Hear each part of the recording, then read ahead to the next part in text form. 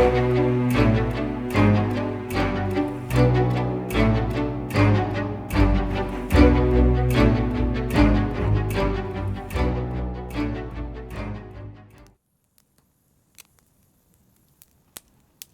Hound of the Baskervilles.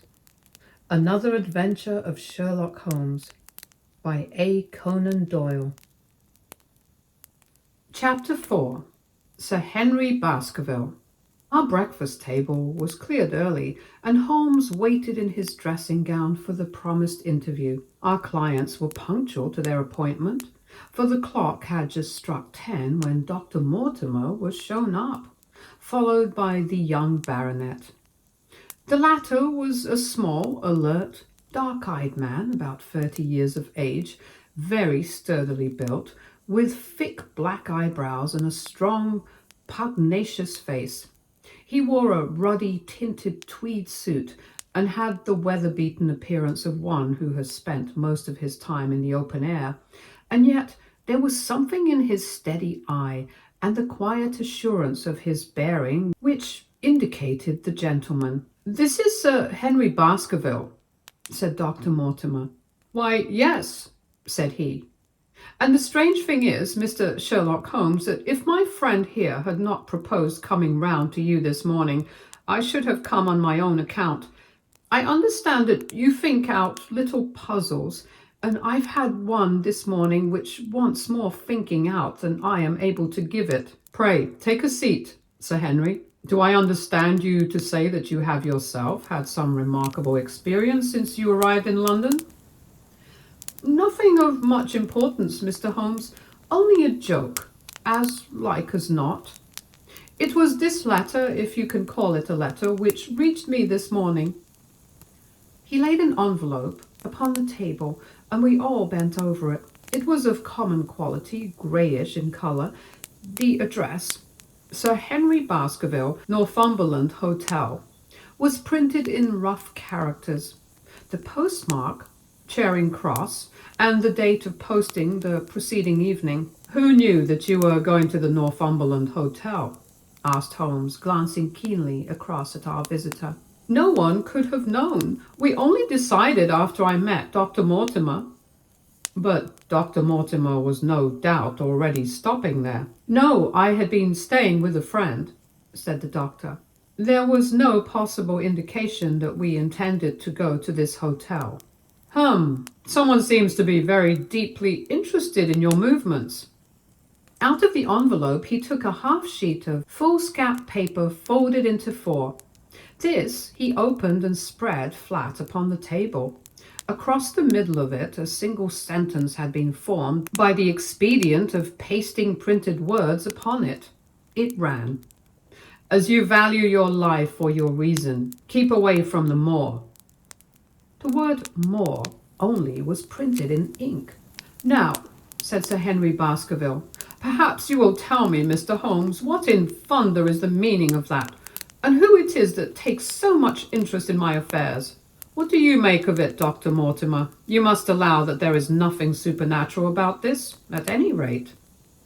"No, sir, but it might very well come from someone who was convinced that the business is supernatural." "What business?" asked Sir Henry sharply. "It seems to me that all you gentlemen know a great deal more than I do about my own affairs."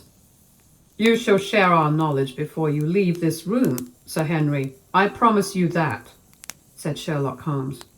"We will confine ourselves for the present, with your permission, to this very interesting document, which must have been put together and posted yesterday evening. Have you yesterday's Times, Watson?" "It's here in the corner. Might I trouble you for it?" "The inside page, please." "With the leading articles?" He glanced swiftly over it, running his eyes up and down the columns. "Capital article, this, on free trade. Permit me to give you an extract from it. You may be cajoled into imagining that your own special trade, or your own industry, will be encouraged by a protective tariff. But it stands to reason that such legislation must, in the long run, keep away wealth from the country, diminish the value of our imports, and lower the general conditions of life in this island. What do you think of that, Watson?" cried Holmes in high glee, rubbing his hands together with satisfaction. "Don't you think that it is an admirable sentiment?" Dr. Mortimer looked at Holmes with an air of professional interest, and Sir Henry Baskerville turned a pair of puzzled dark eyes upon me. "I don't know much about the tariff and things of the kind," said he, "but it seems to me we've got a bit off the trail so far as that note is concerned." "On the contrary, I think we are particularly hot upon the trail, Sir Henry. Watson here knows more about my methods than you do, but I fear that even he has not quite grasped the significance of this sentence.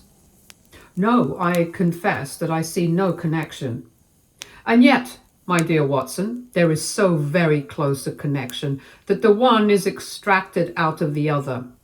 You, your, life, reason, value, keep away. From the. Don't you see now whence these words have been taken? By thunder, you're right. Well, if that isn't smart, cried Sir Henry. If any possible doubt remained, it is settled by the fact that keep away and from the are cut out in one piece. Well, now, so it is. Really, Mr. Holmes, this exceeds anything which I could have imagined, said Dr. Mortimer, gazing at my friend with amazement. I could understand anyone saying that the words were from a newspaper, but that you should name which and add that it came from the leading article is really one of the most remarkable things which I have ever known. How did you do it? I presume, Doctor, that you could tell the skull of a Negro from that of an Eskimo? Most certainly. But how? Because that is my special hobby. The differences are obvious. The supraorbital crest, the facial angle, the maxillary curve, But this is my special hobby, and the differences are equally obvious. There is as much difference to my eyes between the leaded bourgeois type of Times article and the slovenly print of an evening halfpenny paper as there could be between your Negro and your Eskimo. The detection of types is one of the most elementary branches of knowledge to the special expert in crime, though I confess that once, when I was very young, I confused the Leeds Mercury with the Western Morning News. But a Times leader is entirely distinctive, and those words could have been taken from nothing else. As it was done yesterday, the strong probability was that we should find the words in yesterday's issue. So far as I can follow you then, Mr. Holmes, said Sir Henry Baskerville, someone cut out this message with the scissors. Nail scissors, said Holmes. You can see that it was a very short-bladed scissors, since the cutter had to take 2 snips over keep away. That is so. Someone then cut out the message with a pair of short-bladed scissors, pasted it with paste. Gum, said Holmes. With gum onto the paper, but I want to know why the word more should have been written. Because he could not find it in print. The other words were all simple and might be found in any issue, but more would be less common. Why, of course! That would explain it. Have you read anything else in this message, Mr. Holmes? There are 1 or 2 indications, and yet the utmost pains have been taken to remove all clues. The address, you observe, is printed in rough characters, but the Times is a paper which is seldom found in any hands but those of the highly educated. We may take it, therefore, that the letter was composed by an educated man who wished to pose as an uneducated one, and his effort to conceal his own writing suggests that that writing might be known, or come to be known, by you. Again, you will observe that the words are not gummed on in an accurate line, but that some are much higher than others.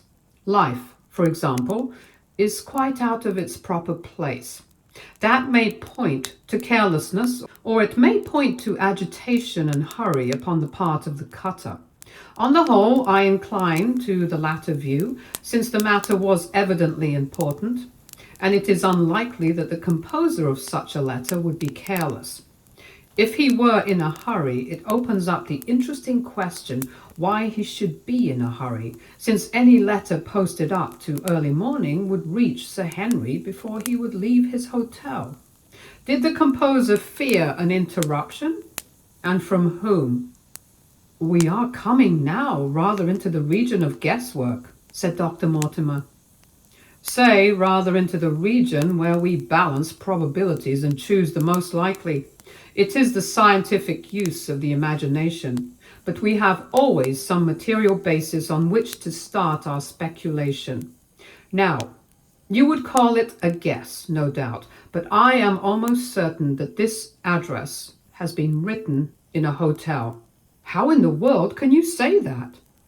"If you examine it carefully, you will see that both the pen and the ink have given the writer trouble. The pen has spluttered twice in a single word and has run dry 3 times in a short address, showing that there was very little ink in the bottle. Now, a private pen or ink bottle is seldom allowed to be in such a state, and the combination of the two must be quite rare. But you know, the hotel ink and the hotel pen, where it is rare to get anything else. Yes, I have very little hesitation in saying that could we examine the waste paper baskets of the hotels around Charing Cross until we found the remains of the mutilated Times leader, we could lay our hands straight upon the person who sent this singular message. Halloa, what's this?" He was carefully examining the foolscap upon which the words were pasted, holding it only an inch or 2 from his eyes. "Well?" "Nothing," said he, throwing it down. "It is a blank half-sheet of paper, without even a watermark upon it. I think we have drawn as much as we can from this curious letter. And now, Sir Henry, has anything else of interest happened to you since you have been in London?" "Why, no, Mr. Holmes, I think not." "You have not observed anyone follow or watch you?" "I seem to have walked right into the thick of a dime novel," said our visitor. "Why in thunder should anyone follow or watch me?" "We are coming to that. You have nothing else to report to us before we go into this matter?" "Well, it depends upon what you think worth reporting." "I think anything out of the ordinary routine of life well worth reporting." Sir Henry smiled. "I don't know much of British life yet, for I have spent nearly all my time in the States and in Canada, but I hope that to lose one of your boots is not part of the ordinary routine of life over here." "You have lost one of your boots?" "My dear sir," cried Dr. Mortimer, "it is only mislaid. You will find it when you return to the hotel. What is the use of troubling Mr. Holmes with trifles of this kind?" "Well, he asked me for anything outside the ordinary routine." "Exactly," said Holmes. "However foolish the incident may seem, you have lost one of your boots, you say?" "Well, mislaid it, anyhow. I put them both outside my door last night, and there was only one in the morning. I could get no sense out of the chap who cleans them. The worst of it is that I only bought the pair last night in the Strand, and I have never had them on." "If you have never worn them, why did you put them out to be cleaned?" "They were tan boots and had never been varnished. That was why I put them out." "Then I understand that on your arrival in London yesterday, you went out at once and bought a pair of boots?" "I did a good deal of shopping. Dr. Mortimer here went round with me. You see, if I am to be squire down there, I must dress the part. And it may be that I have got a little careless in my ways out west. Among other things, I bought these brown boots, gave $6 for them, and had one stolen before ever I had them on my feet." "It seems a singularly useless thing to steal," said Sherlock Holmes. "I confess that I share Dr. Mortimer's belief that it will not be long before the missing boot is found. And now, gentlemen," said the baronet with decision, "it seems to me that I have spoken quite enough about the little that I know. It is time that you kept your promise and gave me a full account of what we are all driving at." "Your request is a very reasonable one," Holmes answered. "Dr. Mortimer, I think you could not do better than to tell your story as you told it to us." Thus encouraged, our scientific friend drew his papers from his pocket and presented the whole case as he had done upon the morning before. Sir Henry Baskerville listened with the deepest attention and with an occasional exclamation of surprise. "Well, I seem to have come into an inheritance with a vengeance," said he, when the long narrative was finished. "Of course, I've heard of the Hound ever since I was in the nursery. It's the pet story of the family, though I never thought of taking it seriously before. But as to my uncle's death, well, it all seems boiling up in my head, and I can't get it clear yet. You don't seem quite to have made up your mind whether it's a case for a policeman or a clergyman." "Precisely. And now there's this affair of the letter to me at the hotel. I suppose that fits into its place. It seems to show that someone knows more than we do about what goes on upon the moor," said Dr. Mortimer. "And also," said Holmes, "that someone is not ill-disposed towards you, since they warn you of danger. Or it may be that they wish for their own purpose to scare me away." "Well, of course, that is possible also. I am very much indebted to you, Dr. Mortimer, for introducing me to a problem which presents several interesting alternatives. But the practical point which we now have to decide, Sir Henry, is whether it is or is not advisable for you to go to Baskerville Hall." "Why should I not go?" "There seems to be danger." "Do you mean danger from this family fiend, or do you mean danger from human beings?"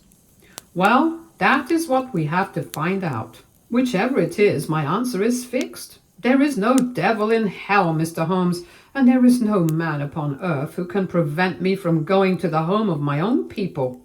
And you may take that to be my final answer." His dark brows knitted and his face flushed to a dusky red as he spoke. It was evident that the fiery temper of the Baskervilles was not extinct in this their last representative. "Meanwhile," said he, "I have hardly had time to think over all that you have told me. It's a big thing for a man to have to understand and to decide at one sitting. I should like to have a quiet hour by myself to make up my mind. Now look here, Mr. Holmes, it's 11:30 now, and I am going back right away to my hotel. Suppose you and your friend Dr. Watson come round and lunch with us at 2. I'll be able to tell you more clearly then how this thing strikes me. Is that convenient to you, Watson?" "Perfectly." "Then you may expect us. Shall I have a cab called?" "I prefer to walk, for this affair has flurried me rather." "I'll join you in a walk with pleasure," said his companion. "Then we meet again at 2 o'clock. Au revoir, and good morning." We heard the steps of our visitors descend the stair, and the bang of the front door. In an instant, Holmes had changed from the languid dreamer to the man of action. "Your hat and boots, Watson, quick, not a moment to lose." He rushed into his room in his dressing gown and was back again in a few seconds in a frock coat. We hurried together down the stairs and into the street. Dr. Mortimer and Baskerville were still visible about 200 yards ahead of us in the direction of Oxford Street.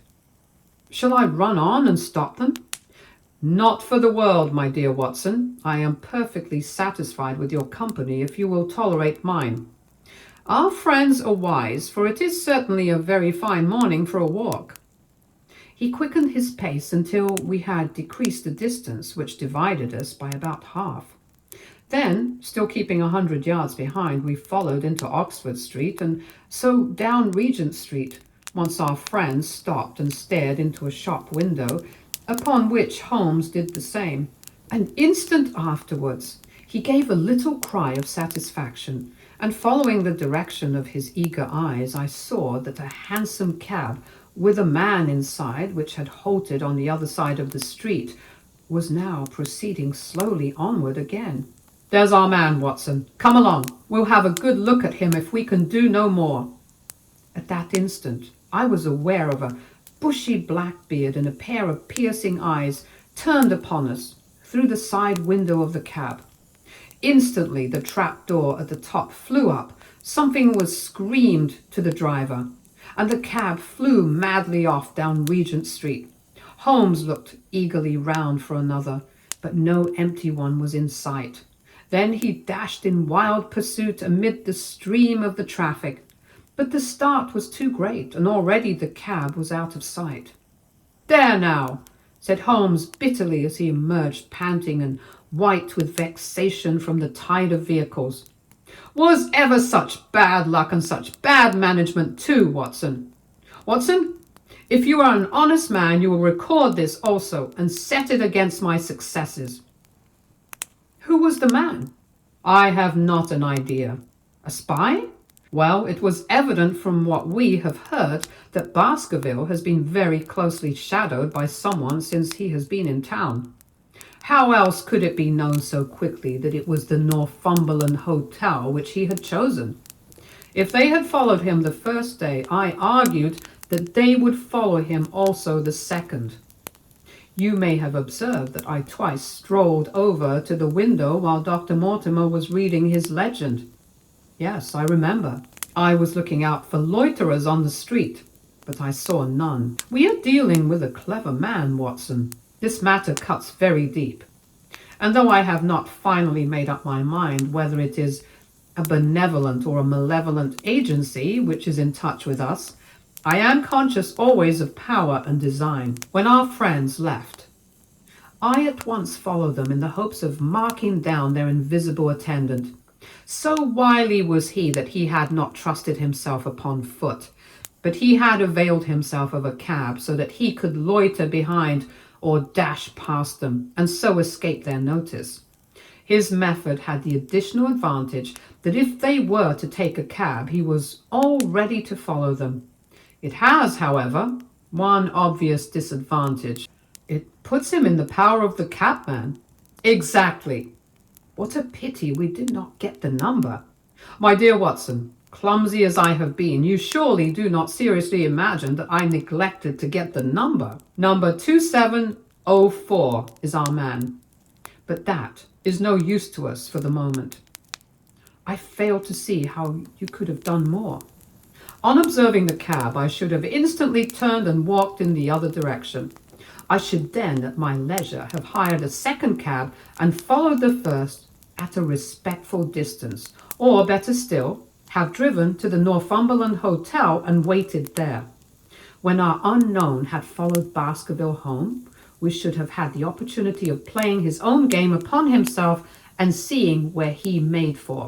As it is, by an indiscreet eagerness which was taken advantage of with extraordinary quickness and energy by our opponent, we had betrayed ourselves and lost our man. We had been sauntering slowly down Regent Street during this conversation, and Dr. Mortimer, with his companion, had long vanished in front of us. "There is no objection in our following them. There is no objection in our following them," said Holmes. "The shadow has departed and will not return. We must see what further cards we have in our hands and play them with decision. Could you swear to that man's face within the cab?" "I could swear only to the beard." "And so could I, from which I gather that in all probability it was a false one. A clever man upon so delicate an errand has no use for a beard save to conceal his features. Come in here, Watson." He turned into one of the district messenger offices, where he was warmly greeted by the manager. "Ah, Wilson, I see you have not forgotten the little case in which I had the good fortune to help you." "No, sir, indeed I have not. You saved my good name and perhaps my life." "My dear fellow, you exaggerate. I have some recollection, Wilson, that you had among your boys a lad named Cartwright, who showed some ability during the investigation." "Yes, sir, he is still with us." "Could you ring him up?" "Thank you, and I should be glad to have change of this £5 note." A lad of 14 with a bright, keen face had obeyed the summons of the manager. He stood now gazing with great reverence at the famous detective. "Let me have the hotel directory," said Holmes. "Thank you. Now, Cartwright, there are the names of 23 hotels here, all in the immediate neighborhood of Charing Cross. Do you see? Yes, sir. You will visit each of these in turn. Yes, sir. You will begin in each case by giving the outside porter 1 shilling. Here are 23 shillings.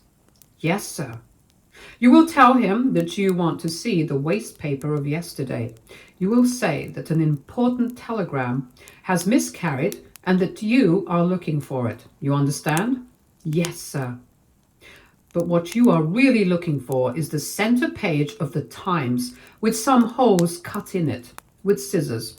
Here is a copy of the Times. It is this page. You could easily recognize it, could you not? Yes, sir. In each case, the outside porter will send for the hall porter, to whom also you will give 1 shilling. Here are 23 shillings. You will then learn, in possibly 20 cases out of the 23, that the waste of the day before has been burned or removed. In the 3 other cases, you will be shown a heap of paper, and you will look for this page of the Times among it. The odds are enormously against your finding it. There are 10 shillings over in case of emergencies. Let me have a report by wire at Baker Street before evening. And now, Watson, it only remains for us to find out by wire the identity of the cabman number 2704. And then we will drop into one of the Bond Street picture galleries and fill in the time until we are due at the hotel. Chapter 5. 3 Broken Threads. Sherlock Holmes had, in a very remarkable degree, the power of detaching his mind at will. For 2 hours the strange business in which we had been involved appeared to be forgotten, and he was entirely absorbed in the pictures of the modern Belgian masters. He would talk of nothing but art, of which he had the crudest ideas, from our leaving the gallery until we found ourselves at the Northumberland Hotel.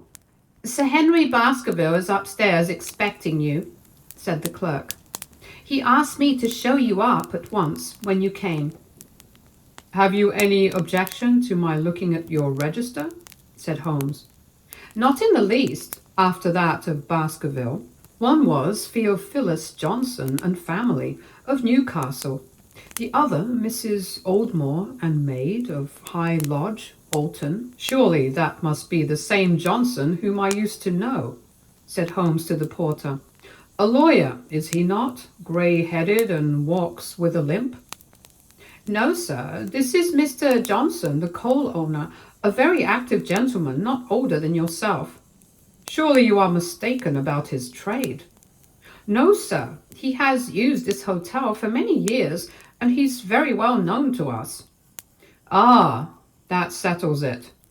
Mrs. Oldmore, too. I seem to remember the name. Excuse my curiosity, but often in calling upon one friend one finds another."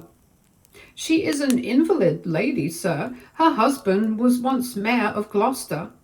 She always comes to us when she is in town." "Thank you. I am afraid I cannot claim her acquaintance. We have established the most important fact by these questions, Watson," he continued in a low voice as we went upstairs together.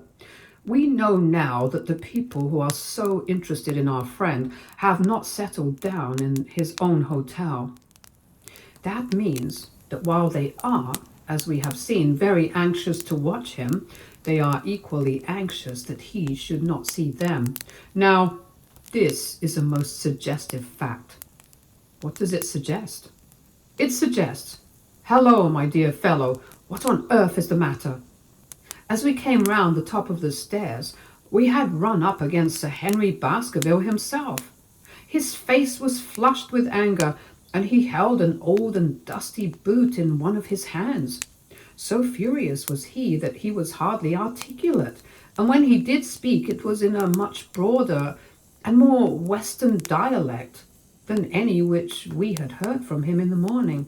"Seems to me that they are playing me for a sucker in this hotel," he cried. "They'll find they've started in to monkey with the wrong man, unless they're careful. By thunder, if that chap can't find my missing boot, there will be trouble. I can take a joke with the best, Mr. Holmes, but they've got a bit over the mark this time. Still looking for your boot?" "Yes, sir, and mean to find it." But surely you said that it was a new brown boot. So it was, sir, and now it's an old black one. What? You don't mean to say? That's just what I mean to say. I only had 3 pairs in the world: the new brown, the old black, and the patent leathers, which I am wearing. Last night they took one of my brown ones, and today they have sneaked one of the black. Well, have you got it? Speak out, man. Don't stand staring. An agitated German waiter had appeared upon the scene. No, sir, I have made inquiry all over the hotel, but I can hear no word of it. Well, either that boot comes back before sundown, or I'll see the manager and tell him that I go right straight out of this hotel. It shall be found, sir. I promise you that if you will have a little patience, it will be found.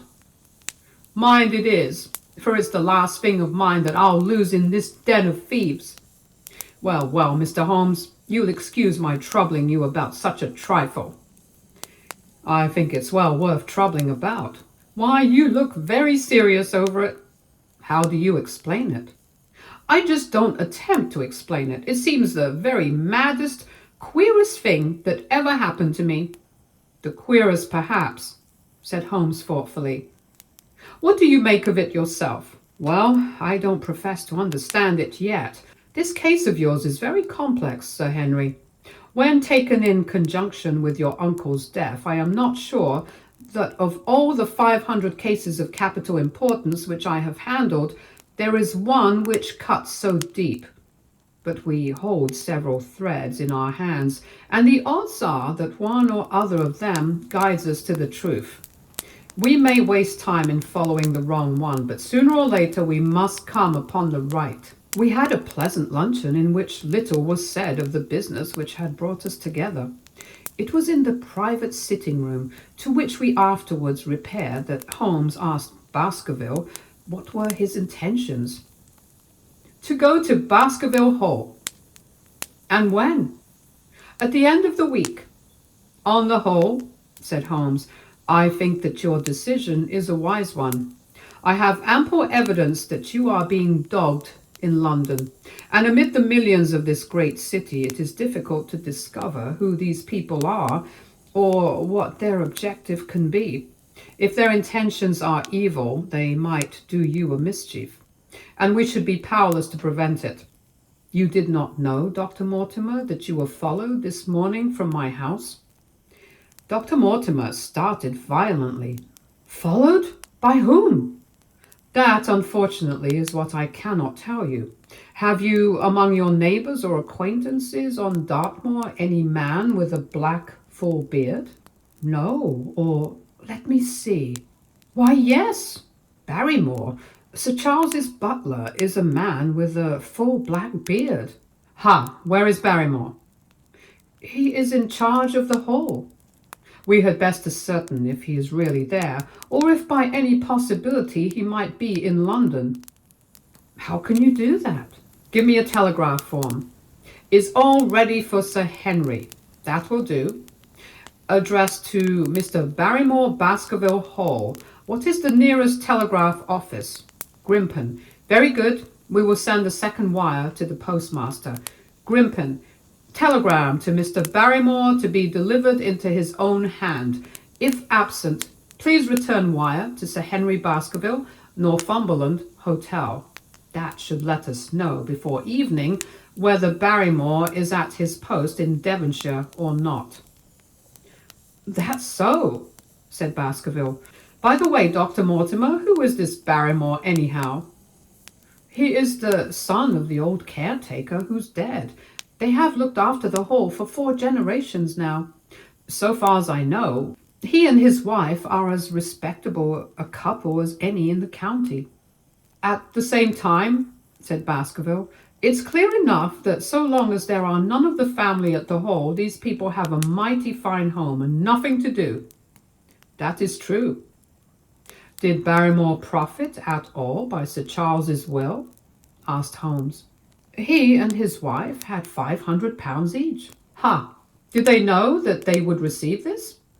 Yes, Sir Charles was very fond of talking about the provisions of his will. That is very interesting. I hope, said Dr. Mortimer, that you do not look with suspicious eyes upon everyone who received a legacy from Sir Charles, for I also had £1,000 left to me. Indeed. And anyone else? There are many insignificant sums to individuals and a large number of public charities. The residue all went to Sir Henry. And how much was the residue? £740,000. Holmes raised his eyebrows in surprise. I had no idea that so gigantic a sum was involved, said he. Sir Charles had the reputation of being rich, but we did not know how very rich he was until we came to examine his securities. The total value of the estate was close to £1 million. Dear me, it is a stake for which a man might well play a desperate game. And one more question, Dr. Mortimer. Supposing that anything happened to our young friend here, you will forgive the unpleasant hypothesis. Who would inherit the estate? Since Roger Baskerville, Sir Charles's younger brother, died unmarried, the estate would descend to the Desmonds, who are distant cousins. James Desmond is an elderly clergyman in Westmoreland. Thank you. These details are all of great interest. Have you met Mr. James Desmond? Yes, he once came down to visit Sir Charles. He is a man of venerable appearance and of saintly life. I remember that he refused to accept any settlement from Sir Charles, though he pressed it upon him. And this man of simple tastes would be the heir to Sir Charles's thousands. He would be the heir to the estate because that is entailed. He would also be the heir to the money unless it were willed otherwise by the present owner, who can, of course, do what he likes with it. And have you made your will, Sir Henry? No, Mr. Holmes, I have not. I had no time, for it was only yesterday that I learned how matters stood. But in any case, I feel that the money should go with the title and estate. That was my poor uncle's idea. How is the owner going to restore the glories of Baskerville if he has not money enough to keep up the property? House, land, and dollars must go together. Quite so. Well, Sir Henry, I am of one mind with you as to the advisability of your going down to Devonshire without delay. There is only one provision which I must make. You certainly must not go alone. Dr. Mortimer returns with me. But Dr. Mortimer has his practice to attend to, and his house is miles away from yours. With all the goodwill in the world, he may be unable to help you. No, Sir Henry, you must take with you someone, a trusty man who will be always by your side. Is it possible that you could come yourself, Mr. Holmes? If matters came to a crisis, I should endeavour to be present in person, but you can understand that, with my extensive consulting practice, and with the constant appeals which reach me from many quarters, it is impossible for me to be absent from London for an indefinite time. At the present instant, one of the most revered names in England is being besmirched by a blackmailer, and only I can stop a disastrous scandal. You will see how impossible it is for me to go to Dartmoor.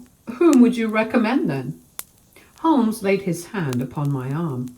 If my friend would undertake it, there is no man who is better worth having at your side when you are in a tight place.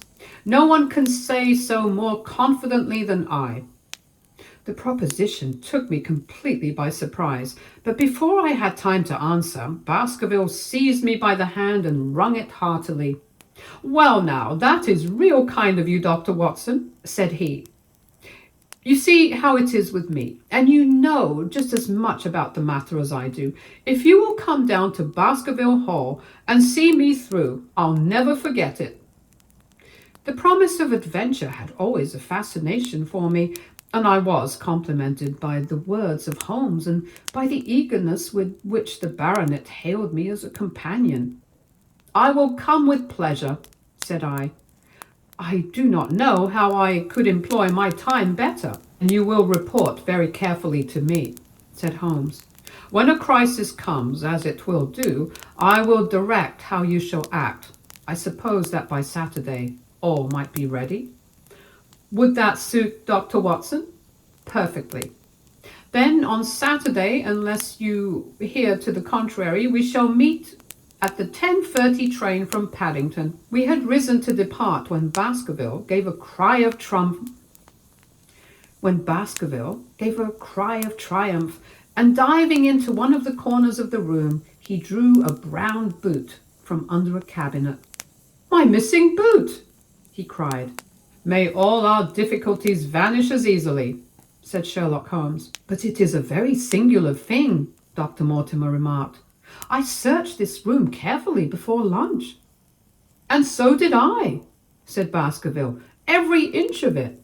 There was certainly no boot in it then." "In that case, the waiter must have placed it there while we were lunching." The German was sent for, but professed to know nothing of the matter, nor could any inquiry clear it up. Another item had been added to that constant and apparently purposeless series of small mysteries which had succeeded each other so rapidly. Setting aside the whole grim story of Sir Charles's death, we had a line of inexplicable incidents all within the limits of 2 days, which included the receipt of the printed letter, the black-bearded spy in the hansom, the loss of the new brown boot, the loss of the old black boot, and now the return of the new brown boot. Holmes sat in silence in the cab as we drove back to Baker Street, and I knew from his drawn brows and keen face that his mind, like my own, was busy in endeavoring to frame some scheme into which all these strange and apparently disconnected episodes could be fitted. All afternoon and late into the evening he sat lost in tobacco and thought.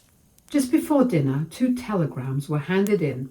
The first ran, "Have just heard that Barrymore is at the Hall, Baskerville." The second, "Visited 23 hotels as directed, but sorry to report unable to trace cut sheet of Times, Cartwright." There go 2 of my threads, Watson. There is nothing more stimulating than a case where everything goes against you. We must cast round for another scent. We have still the cabman who drove the spy. Exactly. I have wired to get his name and address from the official registry. I should not be surprised if this were an answer to my question. The ring at the bell proved to be something even more satisfactory than an answer, however, for the door opened and a rough-looking fellow entered who was evidently the man himself. "I got a message from the head office that a gent at this address had been inquiring for number 2704, said he. "I've driven my cab this 7 years and never a word of complaint. I came here straight from the yard to ask you to your face what you had against me." "I have nothing in the world against you, my good man," said Holmes. "On the contrary, I have half a sovereign for you if you will give me a clear answer to my questions." "Well, I've had a good day and no mistake," said the cabman with a grin. "What was it you wanted to ask, sir?" "First of all, your name and address, in case I want you again." "John Clayton, 3 Turpey Street, the Borough. My cab is out of Shipley's Yard near Waterloo Station." Sherlock Holmes made a note of it. "Now, Clayton, tell me all about the fair, who came and watched this house at 10 o'clock this morning and afterwards followed the 2 gentlemen down Regent Street." The man looked surprised and a little embarrassed. "Why, there's no good my telling you things, for you seem to know as much as I do already," said he. "The truth is that the gentleman told me that he was a detective and I was to say nothing about him to anyone." "My good fellow, this is a very serious business, and you may find yourself in a pretty bad position if you try to hide anything from me. You say that your fare told you that he was a detective?" "Yes, he did." "When did he say this?" "When he left me." "Did he say anything more?" "He mentioned his name." Holmes cast a swift glance of triumph at me. "Oh, he mentioned his name, did he? That was imprudent. What was the name that he mentioned?" "His name said the cabman, was Sherlock Holmes. Never have I seen my friend more completely taken aback than by the cabman's reply. For an instant he sat in silent amazement. Then he burst into a hearty laugh. "A touch, Watson, an undeniable touch," said he. "I feel a foil as quick and supple as my own. He got home upon me very prettily that time. So his name was Sherlock Holmes, was it?" "Yes, sir, that was the gentleman's name." "Excellent. Tell me where you picked him up and all that occurred." "He hailed me at 9:30 in Trafalgar Square. He said that he was a detective and he offered me 2 guineas if I would do exactly what he wanted all day and ask no questions. I was glad enough to agree. First we drove down to Northumberland Hotel and waited there until 2 gentlemen came out and took a cab from the rank. We followed their cab until it pulled up somewhere near here." "This very door," said Holmes. "Well, I couldn't be sure of that, but I dare say my fare knew all about it. We pulled up halfway down the street and waited an hour and a half, and then the 2 gentlemen passed us, walking, and we followed down Baker Street and along—" "I know," said Holmes. "Until we got 3/4 down Regent Street. Then my gentleman threw up the trap and he cried that I should drive right away to Waterloo Station as hard as I could go. I whipped up the mare and we were there under the 10 minutes. Then he paid up his 2 guineas like a good one, and away he went into the station. Only just as he was leaving, he turned round and said, 'It might interest you to know that you have been driving Mr. Sherlock Holmes.' That's how I came to know the name." "I see. And you saw no more of him?" "Not after he went into the station." "And how would you describe Mr. Sherlock Holmes?" The cabman scratched his head.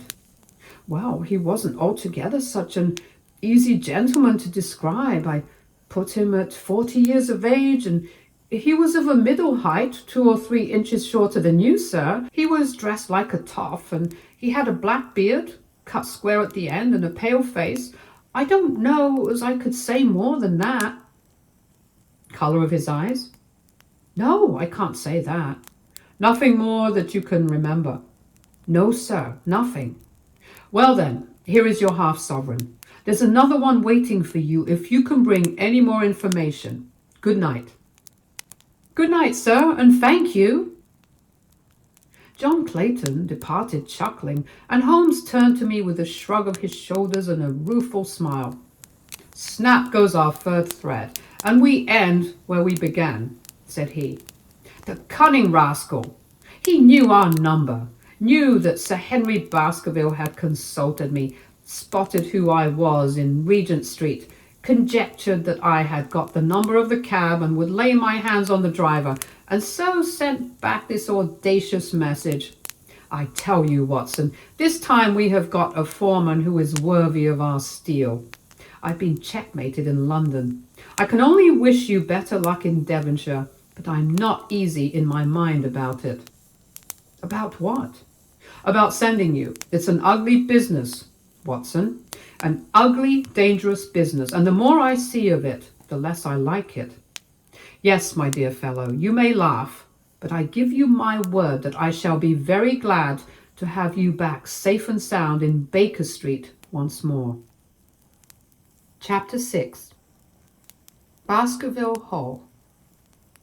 Sir Henry Baskerville and Dr. Mortimer were ready upon the appointed day, and we started as arranged for Devonshire.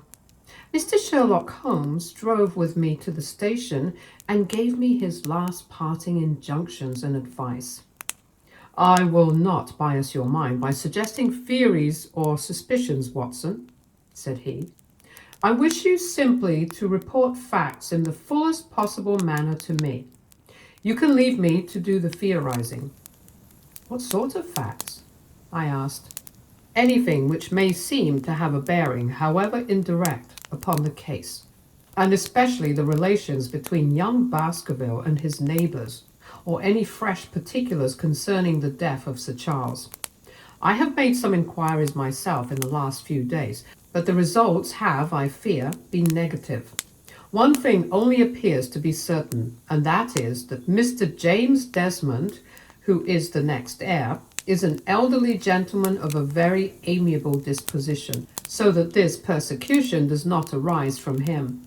I really think that we may eliminate him entirely from our calculations. There remain the people who will actually surround Sir Henry Baskerville upon the moor. Would it not be well, in the first place, to get rid of this Barrymore couple? By no means. You could not make a greater mistake. If they are innocent, it would be a cruel injustice, and if they are guilty, we should be giving up all chance of bringing it home to them.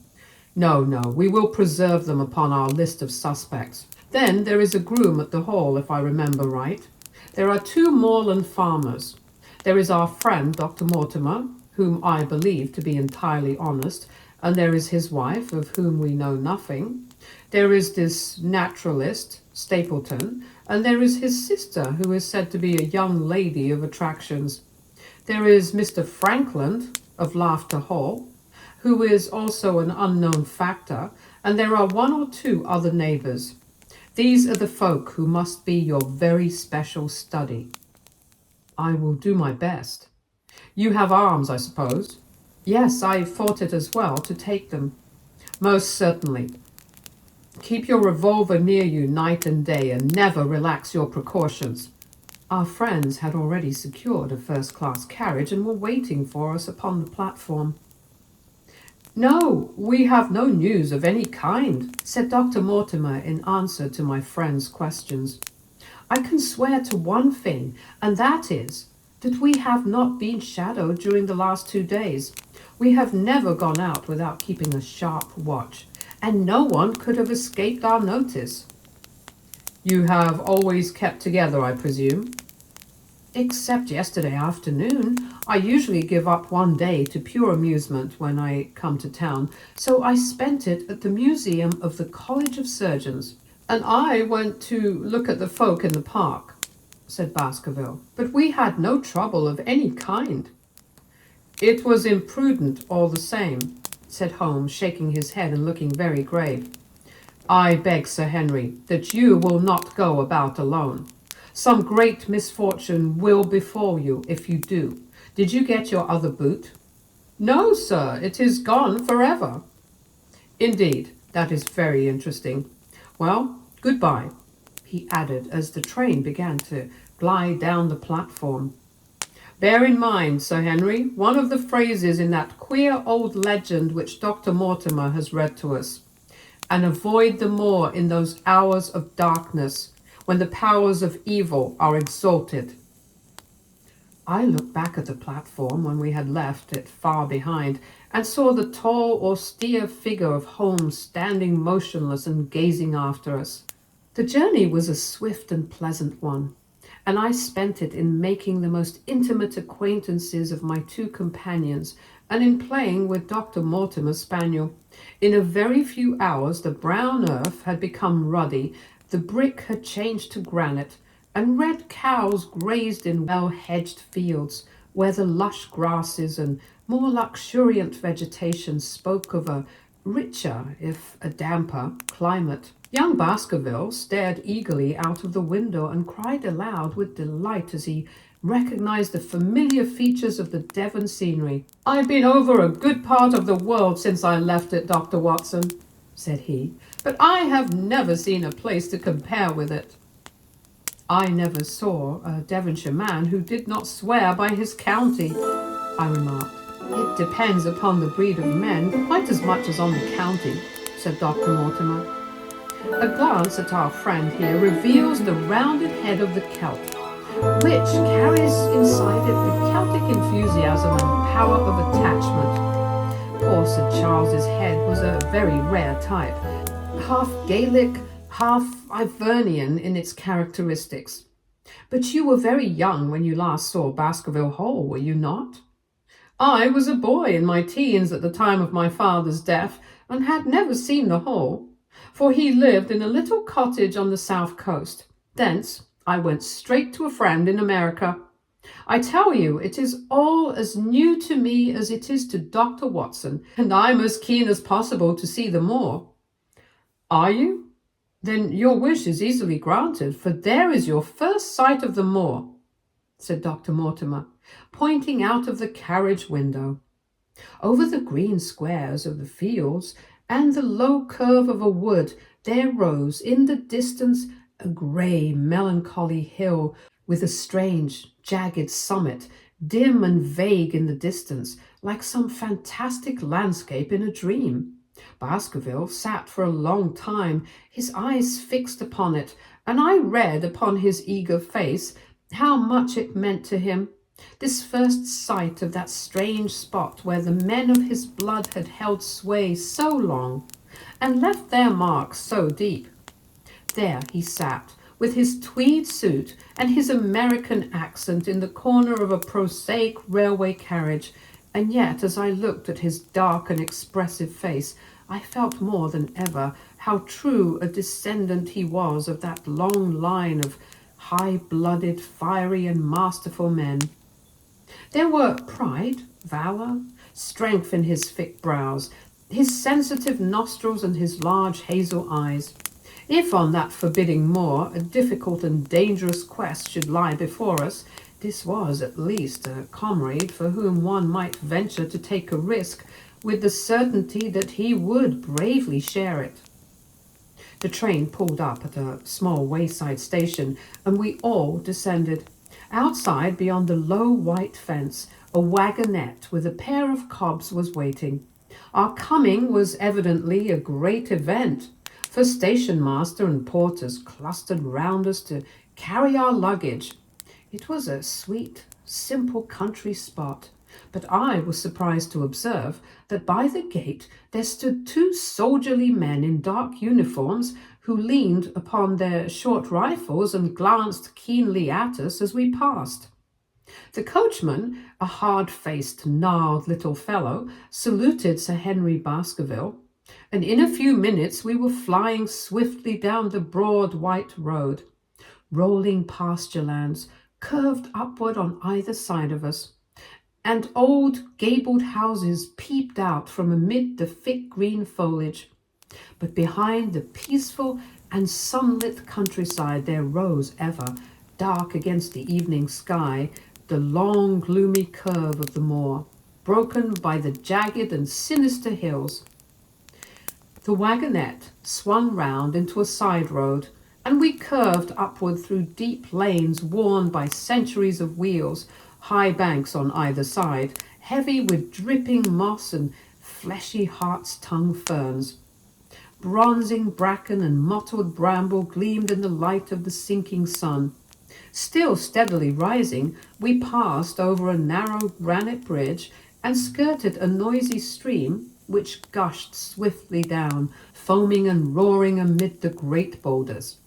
Both road and stream wound up through a valley dense with scrub, oak, and fir. At every turn Baskerville gave an exclamation of delight, looking eagerly about him and asking countless questions. To his eyes all seemed beautiful, but to me a tinge of melancholy lay upon the countryside, which bore so clearly the mark of the waning year. Yellow leaves carpeted the lanes and fluttered down upon us as we passed. The rattle of our wheels died away as we drove through drifts of rotting vegetation, sad gifts, as it seemed to me, for nature to throw before the carriage of the returning heir of the Baskervilles. "Halloa!" cried Dr. Mortimer. "What is this?" A steep curve of heath-clad land, an outlying spur of the moor, lay in front of us. On the summit, hard and clear like an equestrian statue upon its pedestal, was a mounted soldier, dark and stern, his rifle poised ready over his firearm. He was watching the road along which we travelled. "What is this, Perkins?" asked Dr. Mortimer. Our driver half turned in his seat. "There's a convict escaped from Princetown, sir. He's been out 3 days now, and the warders watch every road and every station, but they've had no sight of him yet. The farmers about here don't like it, sir, and that's a fact." "Well, I understand that they get £5 if they can give information." "Yes, sir, But the chance of £5 is but a poor thing compared to the chance of having your throat cut. You see, it isn't like any ordinary convict. This is a man that would stick at nothing. Who is he then? It is Selden, the Notting Hill murderer. I remembered the case well, for it was one in which Holmes had taken an interest on account of the peculiar ferocity of the crime, and the wanton brutality which had marked all the actions of the assassin. The commutation of his death sentence had been due to some doubts as to his complete sanity. So atrocious was his conduct. Our wagonette had topped a rise, and in front of us rose the huge expanse of the moor, mottled with gnarled and craggy cairns and tors. A cold wind swept down from it and set us shivering. Somewhere there, on that desolate plain, was lurking this fiendish man, hiding in a burrow like a wild beast, his heart full of malignancy against the whole race which had cast him out. It needed but this to complete the grim suggestiveness of the barren waste, the chilling wind, and the darkling sky. Even Baskerville fell silent and pulled his overcoat more closely around him. We had left the fertile country behind and beneath us. We looked back on it now, the slanting rays of a low sun turning the streams to threads of gold and glowing on the red earth new turned by the plough and the broad tangle of the woodlands. The road in front of us grew bleaker and wilder over huge russet and olive slopes, sprinkled with giant boulders. Now and then we passed a moorland cottage, walled and roofed with stone, with no creeper to break its harsh outline. Suddenly we looked down into a cup-like depression, patched with stunted oaks and firs, which had been twisted and bent by the fury of years of storm. Two high, narrow towers rose over the trees. The driver pointed with his whip. "Baskerville Hall," said he. Its master had risen and was staring with flushed cheeks and shining eyes. A few minutes later we had reached the lodge gates, a maze of fantastic tracery in wrought iron, with weather-bitten pillars on either side, blotched with lichens and surmounted by the boar's heads of the Baskervilles. The lodge was a ruin of black granite and bared ribs of rafters, but facing it was a new building, half constructed, the first fruit of Sir Charles's South African gold. Through the gateway we passed into the avenue, where the wheels were again hushed amid the leaves, and the old trees shot their branches in a sombre tunnel over our heads. Baskerville shuddered as he looked up the long, dark drive to where the house glimmered like a ghost at the farther end. "Was it here?" he asked in a low voice. No, the yew alley is on the other side." The young heir glanced round with a gloomy face. "It's no wonder my uncle felt as if trouble were coming on him in such a place as this," said he. "It's enough to scare any man. I'll have a row of electric lamps up here inside of 6 months, and you won't know it again, with 1,000 candle-power Swan and Edison right here in front of the hall door." The avenue opened into a broad expanse of turf, and the house lay before us. In the fading light I could see that the centre was a heavy block of building from which a porch projected. The whole front was draped in ivy, with a patch clipped bare here and there where a window or a coat of arms broke through the dark veil. From this central block rose the twin towers, ancient, crenellated, and pierced with many loopholes. To right and left of the turrets were more modern wings of black granite. A dull light shone through heavy mullioned windows, and from the high chimneys which rose from the steep, high-angled roof, there sprang a single black column of smoke. "Welcome, Sir Henry, welcome to Baskerville Hall." A tall man had stepped from the shadow of the porch to open the door of the wagonette. The figure of a woman was silhouetted against the yellow light of the hall. She came out and helped the man to hand down our bags. "You don't mind my driving straight home, Sir Henry?" said Dr. Mortimer. "My wife is expecting me." "Surely you will stay and have some dinner?"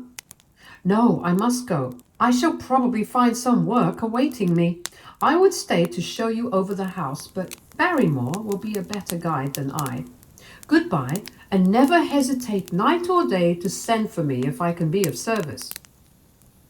The wheels died away down the drive while Sir Henry and I turned into the hall, and the door clanged heavily behind us.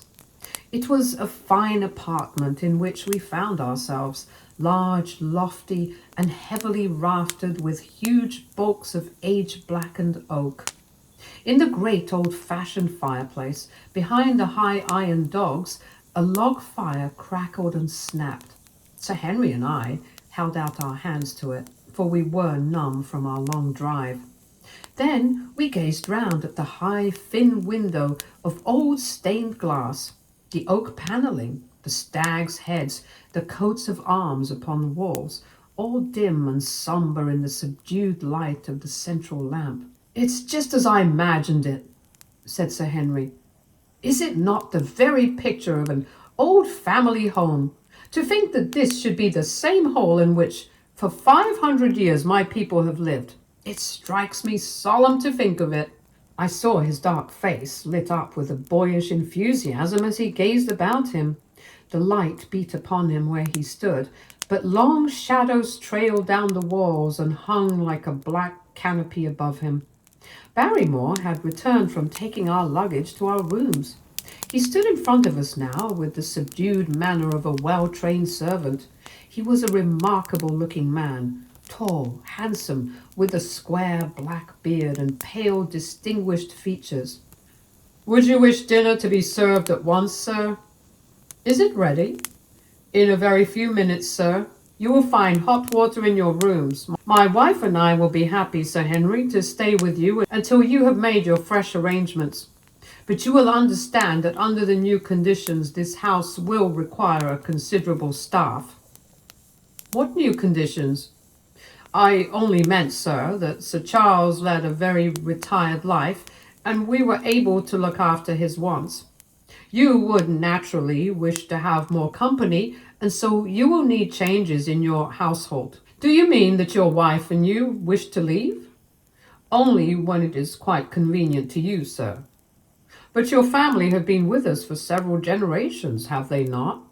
I should be sorry to begin my life here by breaking an old family connection." I seemed to discern some signs of emotion upon the butler's white face.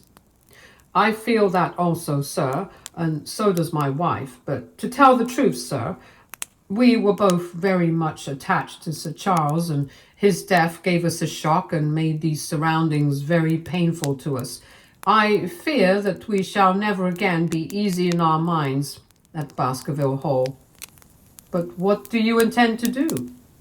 "I have no doubt, sir, that we shall succeed in establishing ourselves in some business. Sir Charles's generosity has given us the means to do so. And now, sir, perhaps I had best show you to your rooms." A square, balustraded gallery ran round the top of the old hall, approached by a double stair. From this central point, two long corridors extended the whole length of the building, from which all the bedrooms opened. My own was in the same wing as Baskerville's and almost next door to it. These rooms appeared to be much more modern than the central part of the house, and the bright paper and numerous candles did something to remove the sombre impression which our arrival had left upon my mind. But the dining room, which opened out of the hall, was a place of shadow and gloom. It was a long chamber with a step separating the dais where the family sat from the lower portion reserved for their dependents. At one end, a minstrel's gallery overlooked it. Black beams shot across above our heads, with a smoke-darkened ceiling beyond them, with rows of flaring torches to light it up, and the colour and rude hilarity of an old-time banquet. It might have softened, but now, when two black-clothed gentlemen sat in a little circle of light thrown by a shaded lamp, one's voice became hushed and one's spirit subdued. A dim line of ancestors in every variety of dress, from the Elizabethan knight to the buck of the Regency, stared down upon us and daunted us by their silent company. We talked little, and I, for one, was glad when the meal was over and we were able to retire into the modern billiard room and smoke a cigarette. "My word, it isn't a very cheerful place," said Sir Henry. "I suppose one can tone down to it, but I feel a bit out of the picture at present. I don't wonder that my uncle got a little jumpy if he lived all alone in such a house as this. However, if it suits you, we will retire early tonight, and perhaps things may seem more cheerful in the morning." I drew aside my curtains before I went to bed and looked out from my window. It opened upon the grassy space which lay in front of the hall door. Beyond, two copses of trees moaned and swung in a rising wind. A half moon broke through the rifts of racing clouds. In its cold light I saw beyond the trees a broken fringe of rocks and the long, low curve of the melancholy moor. I closed the curtain, feeling that my last impression was in keeping with the rest. And yet it was not quite the last. I found myself weary and yet wakeful, tossing restlessly from side to side, seeking for the sleep which would not come. Far away, a chiming clock struck out the quarters of the hours, but otherwise a deathly silence lay upon the old house. And then suddenly, in the very dead of the night, there came a sound to my ears, clear, resonant, and unmistakable. It was the sob of a woman, the muffled, strangling gasp of one who is torn by an uncontrollable sorrow. I sat up in bed and listened intently. The noise could not have been far away and was certainly in the house. For half an hour I waited with every nerve on the alert, but there came no other sound save the chiming clock and the rustle of the ivy on the wall. Chapter 7. The Stapletons of Merripit House. The fresh beauty of the following morning did something to efface from our minds the grim and grey impressions which had been left upon both of us by our first experience of Baskerville Hall. As Sir Henry and I sat at breakfast, the sunlight flooded in through the high mullioned windows, throwing watery patches of colour from the coats of arms which covered them. The dark panelling glowed like bronze in the golden rays, and it was hard to realize that this was indeed the chamber which had struck such a gloom into our souls upon the evening before. "I guess it is ourselves and not the house that we have to blame," said the baronet. "We were tired with our journey and chilled by our drive, so we took a grey view of the place. Now we are fresh and well, so it is all cheerful once more." "And yet it was not entirely a question of imagination," I answered. "Did you, for example, happen to hear someone, a woman I think, sobbing in the night?" "That is curious, for I did, when I was half asleep, fancy that I heard something of the sort. I waited quite a time, but there was no more of it, so I concluded that it was all a dream." "I heard it distinctly, and I am sure that it was really the sob of a woman." "We must ask about this right away." He rang the bell and asked Barrymore whether he could account for our experience. It seemed to me that the pallid features of the butler turned a shade paler still as he listened to his master's question. "There are only 2 women in the house, Sir Henry," he answered. "One is the scullery maid who sleeps in the other wing. The other is my wife, and I can answer for it that the sound could not have come from her." And yet he lied as he said it, for it chanced that after breakfast I met Mrs. Barrymore in the long corridor with the sun full upon her face. She was a large, impassive, heavy-featured woman with a stern, set expression of mouth. But her telltale eyes were red and glanced at me from between swollen lips. It was she, then, who wept in the night, and if she did so, her husband must know it. Yet he had taken the obvious risk of discovery in declaring that it was not so. Why had he done this? And why did she weep so bitterly? Already round this pale-faced, handsome, black-bearded man there was gathering an atmosphere of mystery and of gloom. It was he who had been the first to discover the body of Sir Charles, and we had only his word for all the circumstances which led up to the old man's death. Was it possible that it was Barrymore, after all, whom we had seen in the cab in Regent Street? The beard might well have been the same. The cabman had described a somewhat shorter man, but such an impression might easily have been erroneous. How could I settle the point forever? Obviously, the first thing to do was to see the Grimpen postmaster and find whether the test telegram had really been placed in Barrymore's own hands. Be the answer what it might, I should at least have something to report to Sherlock Holmes. Sir Henry had numerous papers to examine after breakfast, so that the time was propitious for my excursion, and it was a pleasant walk of 4 miles along the edge of the moor, leading me at last to a small grey hamlet, in which 2 larger buildings, which proved to be the inn and the house of Dr. Mortimer, stood high above the rest. The postmaster, who was also the village grocer, had a clear recollection of the telegram. "Certainly, sir," said he. "I had the telegram delivered to Mr. Barrymore exactly as directed." "Who delivered it?" "My boy here, James. You delivered that telegram to Mr. Barrymore at the Hall last week, did you not?" "Yes, father, I delivered it." "Into his own hands?" I asked. "Well, he was up in the loft at the time, so that I could not put it into his own hands, but I gave it into Mrs. Barrymore's hands, and she promised to deliver it at once." "Did you see Mr. Barrymore?" "No, sir. I tell you he was in the loft."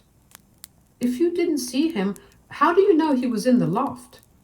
"Well, surely his own wife ought to know where he is," said the postmaster testily. "Didn't he get the telegram? If there is any mistake, it is for Mr. Barrymore himself to complain." It seemed hopeless to pursue the inquiry any farther, but it was clear that in spite of Holmes's ruse, we had no proof that Barrymore had not been in London all the time. Suppose that it were so. Suppose that the same man had been the last who had seen Sir Charles alive, and the first to dog the new heir when he returned to England. What then? Was he the agent of others, or had he some sinister design of his own? What interest could he have in persecuting the Baskerville family? I thought of the strange warning clipped out of the leading article of the Times. Was that his work, or was it possibly the doing of someone who was bent upon counteracting his schemes? The only conceivable motive was that which had been suggested by Sir Henry, that if the family could be scared away, a comfortable and permanent home would be secured for the Barrymores. But surely such an explanation as that would be quite inadequate to account for the deep and subtle scheming which seemed to be weaving.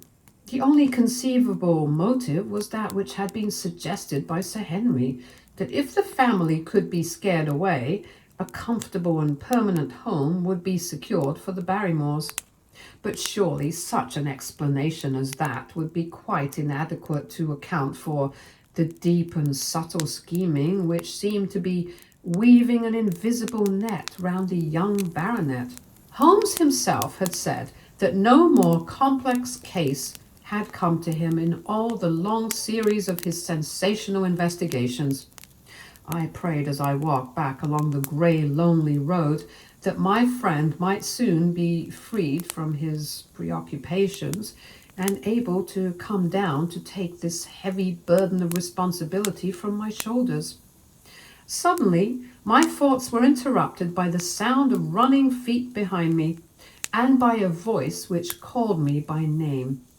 I turned, expecting to see Dr. Mortimer, but to my surprise it was a stranger who was pursuing me.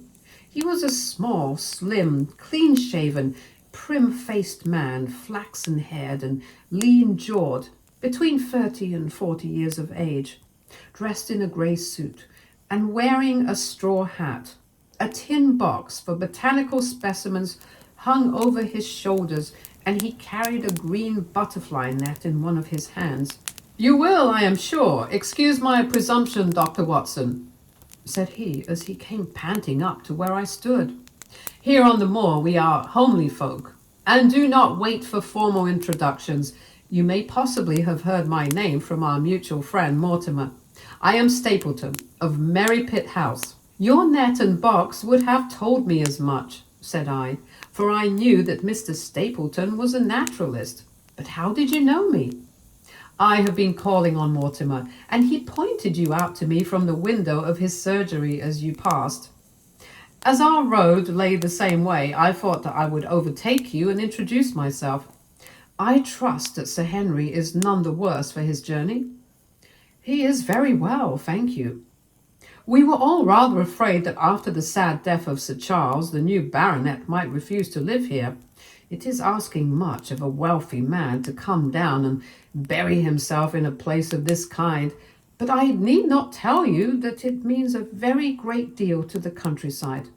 Sir Henry has, I suppose, no superstitious fears in the matter?" "Do not think that it is likely. Of course you know the legend of the fiend dog which haunts the family." "I have heard it. It is extraordinary how credulous the peasants are about here.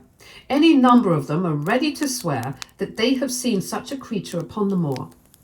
He spoke with a smile, but I seemed to read in his eyes that he took the matter more seriously. "The story took a great hold upon the imagination of Sir Charles, and I have no doubt that it led to his tragic end." "But how?" "His nerves were so worked up that the appearance of any dog might have had a fatal effect upon his diseased heart. I fancy that he really did see something of the kind upon that last night in the yew alley. I feared that some disaster might occur, for I was very fond of the old man, and I knew that his heart was weak." "How did you know that?" "My friend Mortimer told me." "You think then that some dog pursued Sir Charles, and that he died of fright in consequence?" "Have you any better explanation?" "I have not come to any conclusion." "Has Mr. Sherlock Holmes—" The words took away my breath for an instant, but a glance at the placid face and steadfast eyes of my companion showed that no surprise was intended. "It is useless for us to pretend that we do not know you, Dr. Watson," said he. "The records of your detective have reached us here, and you could not celebrate him without being known yourself. When Mortimer told me your name, he could not deny your identity. If you are here, then it follows that Mr. Sherlock Holmes is interesting himself in the matter, and I am naturally curious to know what view he may take."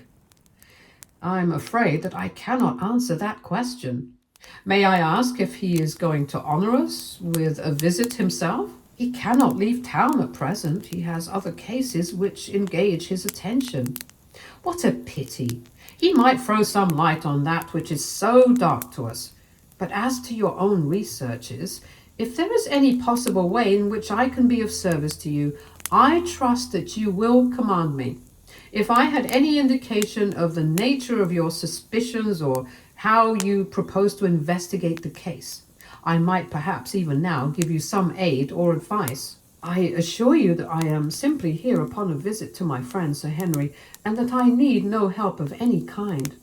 "Excellent," said Stapleton. "You are perfectly right to be wary and discreet. I am justly reproved for what I feel was an unjustifiable intrusion, and I promise you that I will not mention the matter again." We had come to a point where a narrow grassy path struck off from the road and wound away across the moor.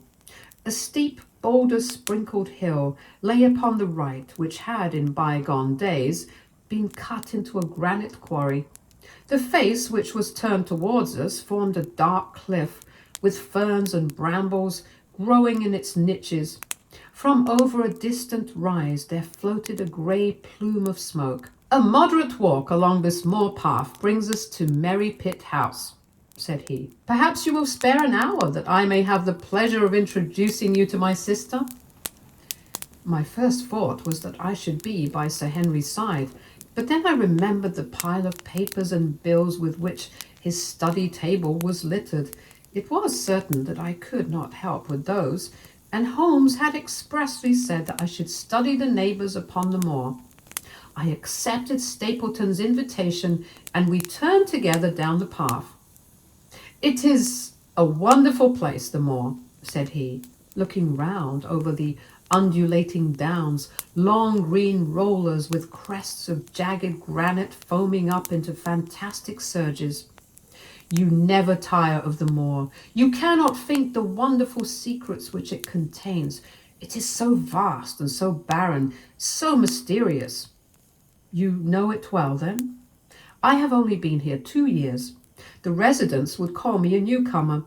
We came shortly after Sir Charles settled, but my tastes led me to explore every part of the country round, and I should think that there are few men who know it better than I do." "Is it hard to know?" "Very hard. You see, for example, this great plain to the north here, with the queer hills breaking out of it. Do you observe anything remarkable about that?" "It would be a rare place for a gallop." "You would naturally think so, and the fort has cost several their lives before now. You notice those bright green spots scattered thickly over it?" "Yes, they seem more fertile than the rest." Stapleton laughed. "That is the great Grimpen Mire," said he. "A false step yonder means death to man or beast. Only yesterday I saw one of the moor ponies wander into it. He never came out. I saw his head for quite a long time, craning out of the bog hole, but it sucked him down at last. Even in dry seasons it is a danger to cross it, but after these autumn rains it is an awful place. And yet I can find my way to the very heart of it and return alive. By George, there is another of those miserable ponies." Something brown was rolling and tossing among the green sedges. Then a long, agonized, writhing neck shot upward, and a dreadful cry echoed over the moor. It turned me cold with horror, but my companion's nerves seemed to be stronger than mine. "It's gone," said he. "The mire has him. 2 in 2 days, and many more, perhaps. For they get in the way of going there in dry weather, and never know the difference until the mire has them in its clutches. It's a bad place, the great Grimpen Mire." "And you say you can penetrate it?" "Yes, there are 1 or 2 paths which a very active man can take. I have found them out." "But why should you wish to go into so horrible a place?" "Well, you see the hills beyond? They are really islands cut off on all sides by the impassable mire, which has crawled round them in the course of years. That is where the rare plants and the butterflies are, if you have the wit to reach them. I shall try my luck some day." He looked at me with a surprised face. "For God's sake, put such an idea out of your mind," said he. "Your blood would be upon my head. I assure you that there would not be the least chance of your coming back alive. It is only by remembering certain complex landmarks that I am able to do it." "Halloa!" I cried. "What is that?" A long, low moan, indescribably sad, swept over the moor. It filled the whole air, and yet it was impossible to say whence it came. From a dull murmur it swelled into a deep roar, and then sank back into a melancholy throbbing murmur once again. Stapleton looked at me with a curious expression in his face. "Queer place, the moor," said he. "But what is it?" "The peasants say it is the hound of the Baskervilles calling for its prey. I've heard it once or twice before, but never quite so loud." I looked round with a chill of fear in my heart at the huge swelling plain, mottled with the green patches of rushes. Nothing stirred over the vast expanse, save a pair of ravens which croaked loudly from a tor behind us. "You are an educated man. You don't believe such nonsense as that," said I. "What do you think is the cause of so strange a sound?" "Bogs make queer noises sometimes. It's the mud settling, or the water rising, or something. No, that was a living voice. Well, perhaps it was. Did you ever hear a bittern booming? No, I never did. It's a very rare bird, practically extinct in England now, but all things are possible upon the moor. Yes, I should not be surprised to learn that what we have heard is the cry of the last of the bitterns. It's the weirdest, strangest thing that ever I heard in my life. Yes, it's rather an uncanny place altogether. Look at the hillside yonder. What do you make of those? The whole steep slope was covered with grey circular rings of stone, a score of them at least.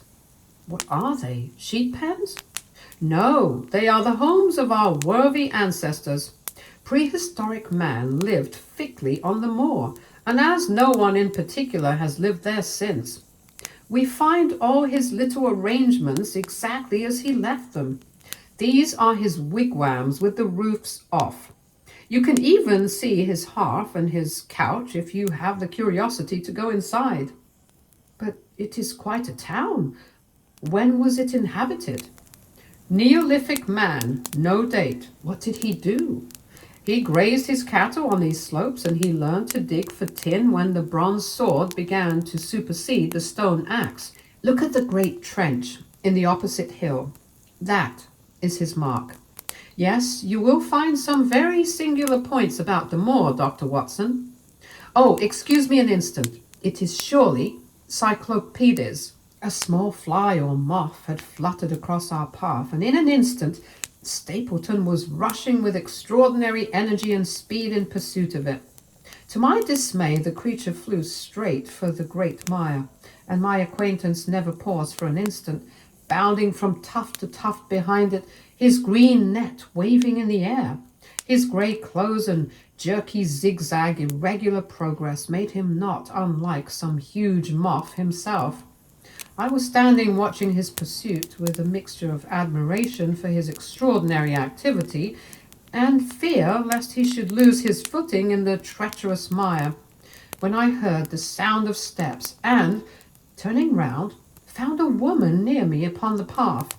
She had come from the direction in which the plume of smoke indicated the position of Merripit House, but the dip of the moor had hid her until she was quite close. I could not doubt that this was the Miss Stapleton of whom I had been told, since ladies of any sort must be few upon the moor, and I remembered that I had heard someone describe her as being a beauty.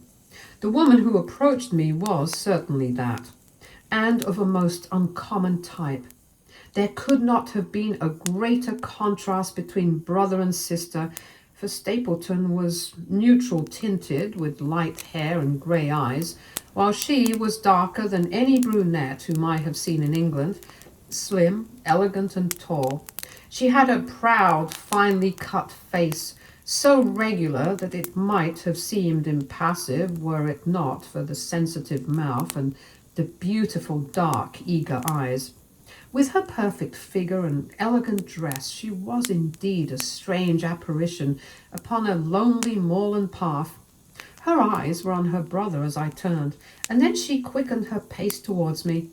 I had raised my hat and was about to make some explanatory remark when her own words turned all my thoughts into a new channel. "Go back," she said. "Go straight back to London instantly." I could only stare at her in stupid surprise. Her eyes blazed at me, and she tapped the ground impatiently with her foot. "Why should I go back?" I asked. I cannot explain. She spoke in a low, eager voice with a curious lisp in her utterance. "But for God's sake, do what I ask you. Go back and never set foot upon the moor again." "But I have only just come." Man, she cried. "Can you not tell when a warning is for your own good? Go back to London. Start tonight. Get away from this place at all costs. Hush, my brother is coming. Not a word of what I have said. Would you mind getting that orchid for me among the mare's tails yonder? We are very rich in orchids on the moor, though, of course, you are rather late to see the beauties of the place." Stapleton had abandoned the chase and came back to us, breathing hard and flushed with his exertions. "Hello, Beryl," said he, and it seemed to me that the tone of his greeting was not altogether a cordial one. "Well, Jack, you are very hot." "Yes, I was chasing a cyclopedes. He is very rare and seldom found in the late autumn. What a pity that I should have missed him." He spoke unconcernedly, but his small light eyes glanced incessantly from the girl to me. "You have introduced yourselves, I can see." "Yes, I was telling Sir Henry that it was rather late for him to see the true beauties of the moor." "Why do you think this is?" "I imagined that it must be Sir Henry Baskerville."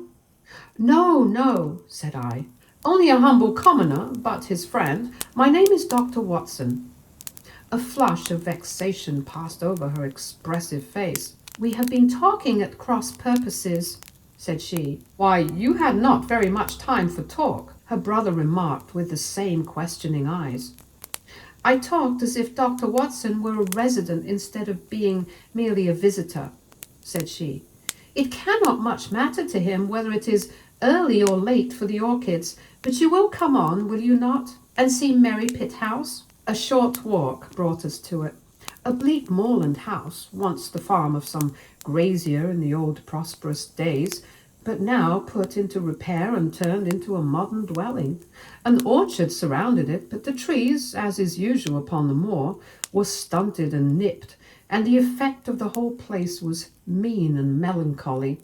We were admitted by a strange, wizened, rusty-coated old man-servant, who seemed in keeping with the house. Inside, however, there were large rooms furnished with an elegance in which I seemed to recognize the taste of the lady.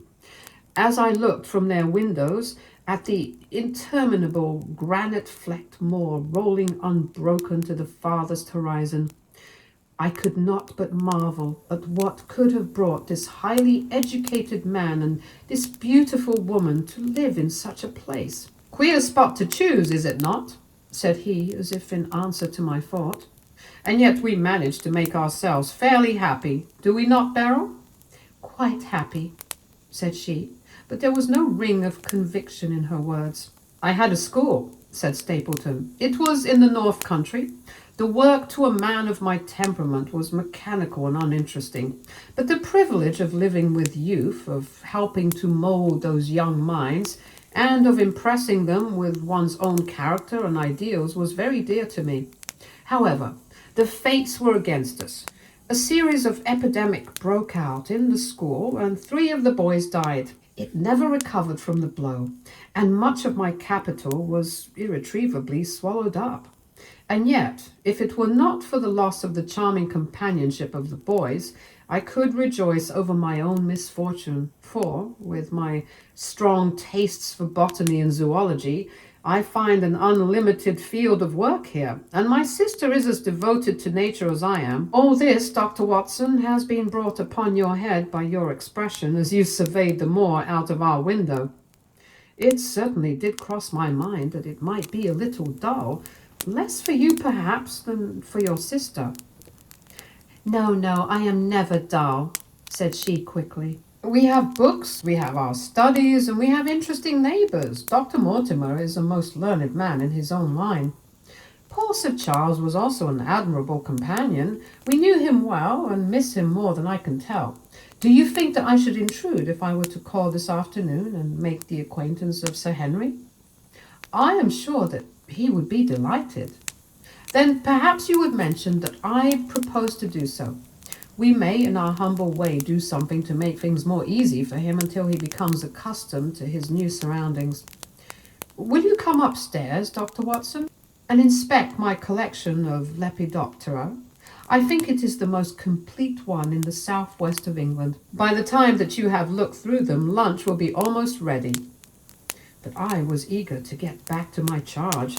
The melancholy of the moor, the death of the unfortunate pony, the weird sound which had been associated with the grim legend of the Baskervilles, all these things tinged my thoughts with sadness. Then, on the top of these more or less vague impressions, there had come the definite and distinct warning of Miss Stapleton.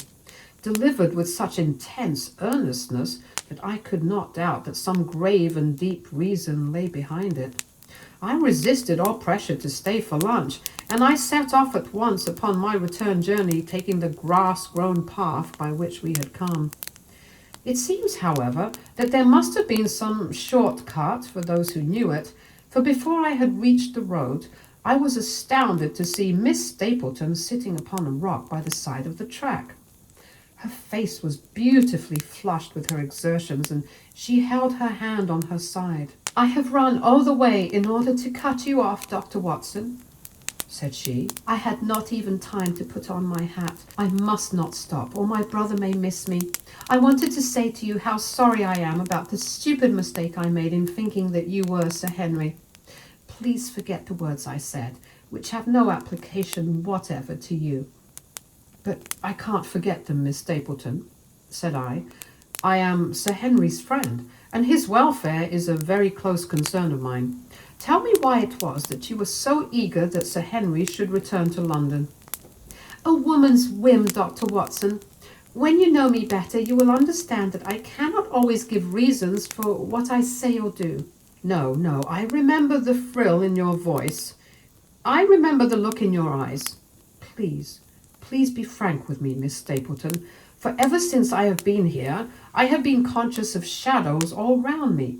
Life has become like that great grimpen mire, with little green patches everywhere into which one may sink, and with no guide to point the track. Tell me then what it is that you meant, and I will promise to convey your warning to Sir Henry." An expression of irresolution passed for an instant over her face, but her eyes had hardened again when she answered me.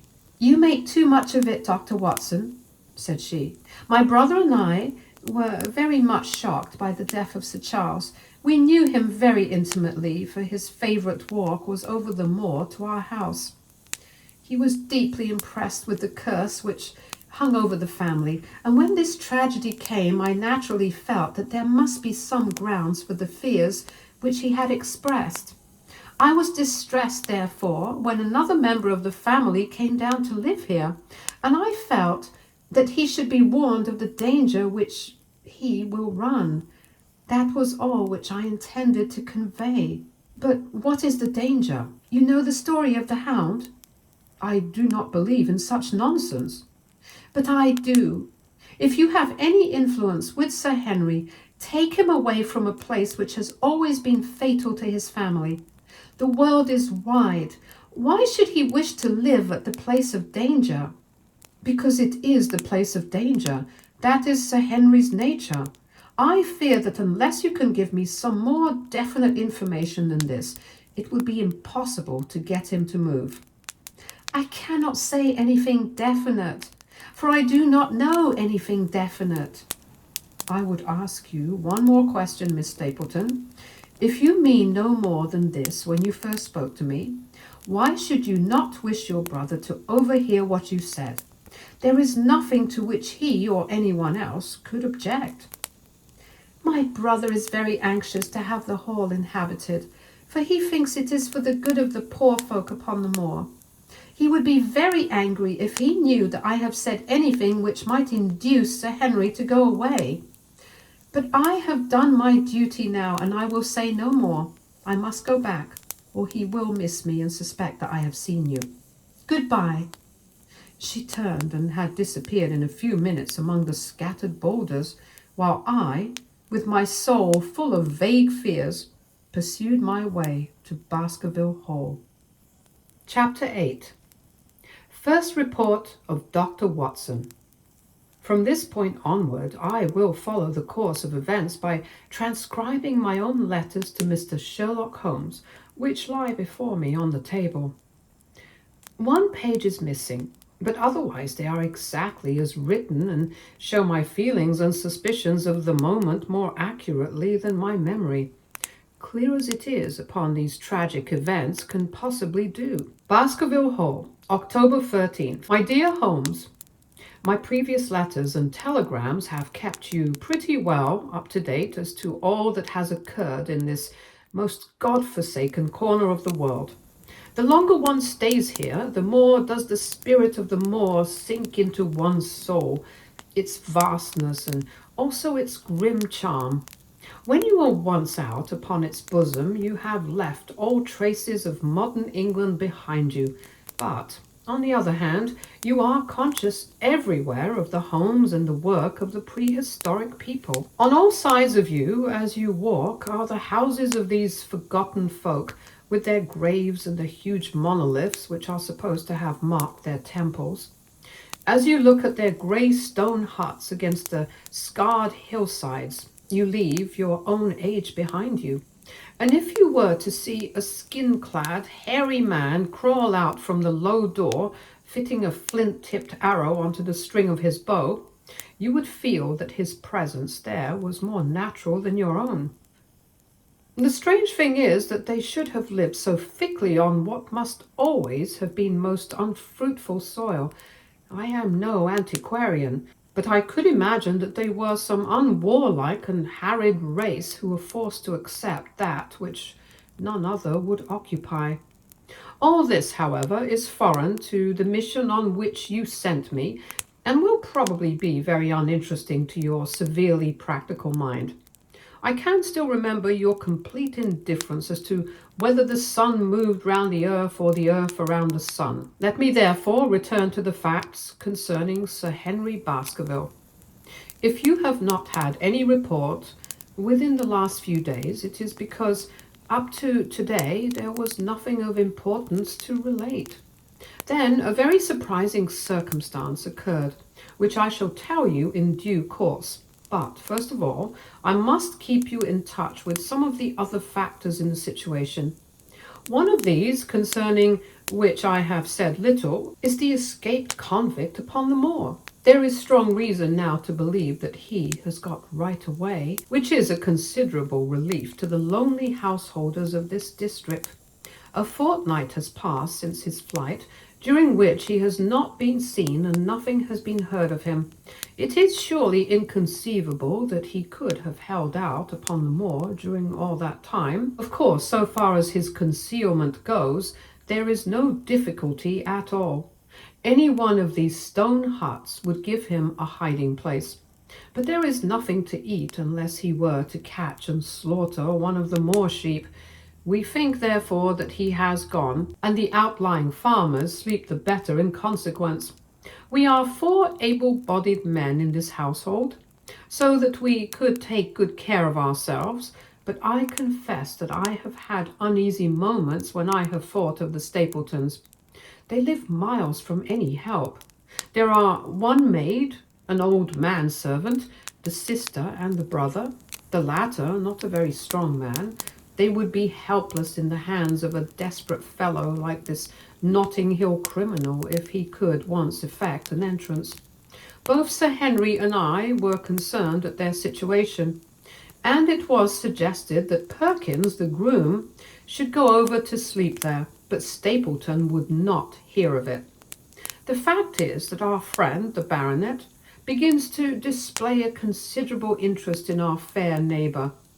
It is not to be wondered at, for time hangs heavily in this lonely spot to an active man like him, and she is a very fascinating and beautiful woman. There is something tropical and exotic about her, which forms a singular contrast to her cool and unemotional brother. Yet he also gives the idea of hidden fires. He has certainly a very marked influence over her, for I have seen her continually glance at him as she talked, as if seeking approbation for what she said. I trust that he is kind to her. There is a dry glitter in his eyes and a firm set of his thin lips, which goes with a positive and possibly a harsh nature. You would find him an interesting study. He came over to call upon Baskerville on that first day, and the very next morning he took us both to show us the spot where the legend of the wicked Hugo is supposed to have had its origin. It was an excursion of some miles across the moor to a place which is so dismal that it might have suggested the story.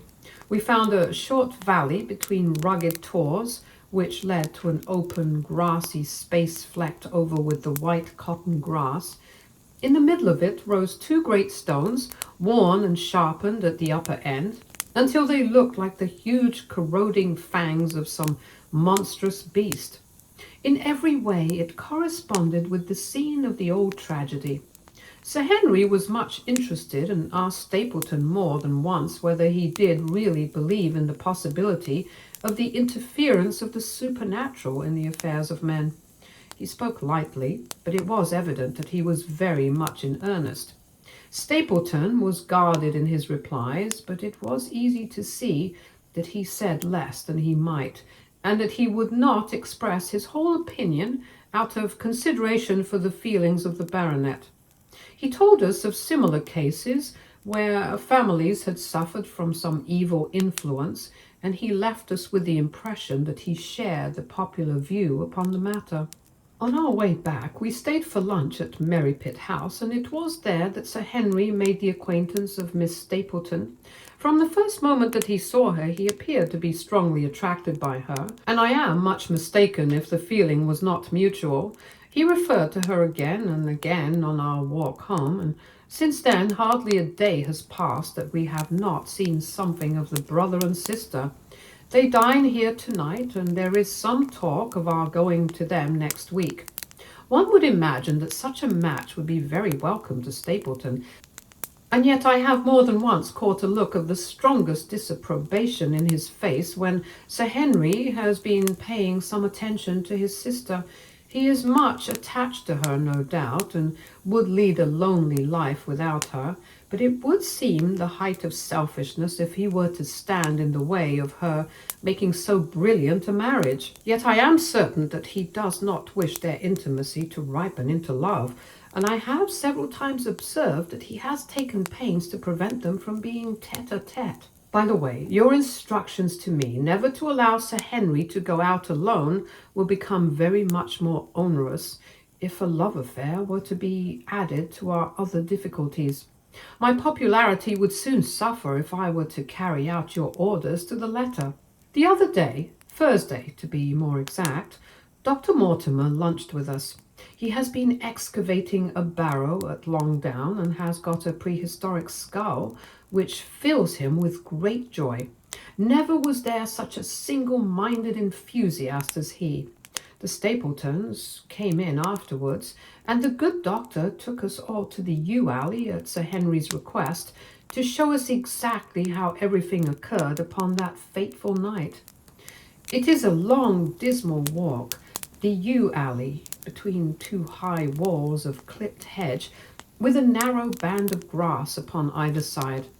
At the far end is an old tumble-down summer house. Halfway down is the moor gate, where the old gentleman left his cigar ash. It is a white wooden gate with a latch. Beyond it lies the wide moor. I remembered your theory of the affair and tried to picture all that had occurred. As the old man stood there, he saw something coming across the moor, something which terrified him so that he lost his wits and ran until he died of sheer horror and exhaustion. There was the long, gloomy tunnel down which he fled. And from what? A sheepdog of the moor? Or a spectral hound, black, silent, and monstrous? Was there a human agency in the matter? Did the pale, watchful Barrymore know more than he cared to say? It was all dim and vague, but always there is the dark shadow of crime behind it. One other neighbour I have met since I wrote last. This is Mr. Frankland of Laughter Hall, who lives some 4 miles to the south of us. He is an elderly man, red-faced, white-haired, and choleric. His passion is for the British law, and he has spent a large fortune in litigation. He fights for the mere pleasure of fighting, and is equally ready to take up either side of a question, so that it is no wonder that he has found it a costly amusement. Sometimes he will shut up a right-of-way and defy the parish to make him open it. At others he will, with his own hands, tear down some other man's gate and declare that a path has existed there from time immemorial, defying the owner to prosecute him for trespass. He is learned in old manorial and communal rights, and he applies his knowledge, sometimes in favor of the villagers of Fernworthy and sometimes against them, so that he is periodically either carried in triumph down the village street or else burned in effigy, according to his latest exploit. He is said to have about 7 lawsuits upon his hands at present, which will probably swallow up the remainder of his fortune and so draw his sting and leave him harmless for the future. Apart from the law, he seems a kindly, good-natured person, and I only mention him because you were particular that I should send some description of the people who surround us. He is curiously employed at present. For being an amateur astronomer, he has an excellent telescope, with which he lies upon the roof of his own house and sweeps the moor all day in the hope of catching a glimpse of the escaped convict. If he would confine his energies to this, all would be well. But there are rumours that he intends to prosecute Dr. Mortimer for opening a grave without the consent of the next of kin, because he dug up the Neolithic skull in the barrow on Long Down. He helps to keep our lives from being monotonous and gives a little comic relief where it is badly needed.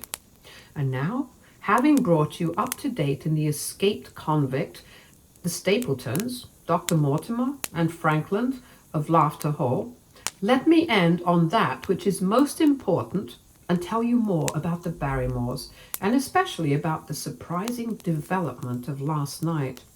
First of all, about the test telegram which you sent from London in order to make sure that Barrymore was really here. I have already explained that the testimony of the postmaster shows that the test was worthless, and that we have no proof one way or the other. I told Sir Henry how the matter stood, and he at once, in his downright fashion, had Barrymore up and asked him whether he had received the telegram himself. Barrymore said that he had. "Did the boy deliver it into your own hands?" asked Sir Henry. Barrymore looked surprised and considered for a little time. "No," said he, "I was in the box room at the time, and my wife brought it up to me."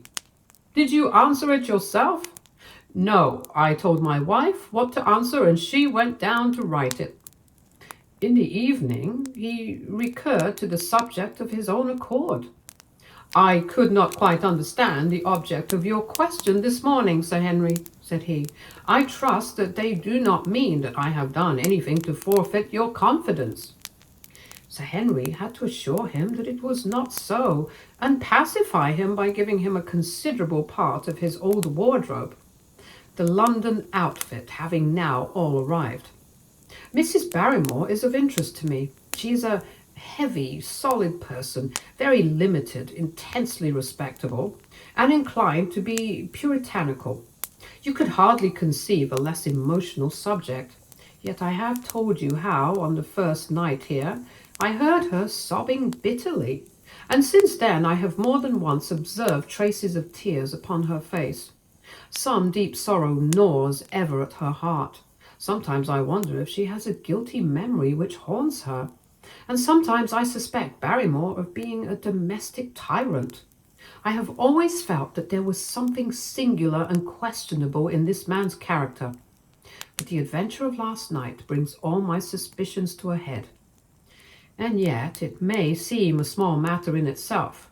You are aware that I am not a very sound sleeper, and since I have been on guard in this house, my slumbers have been lighter than ever.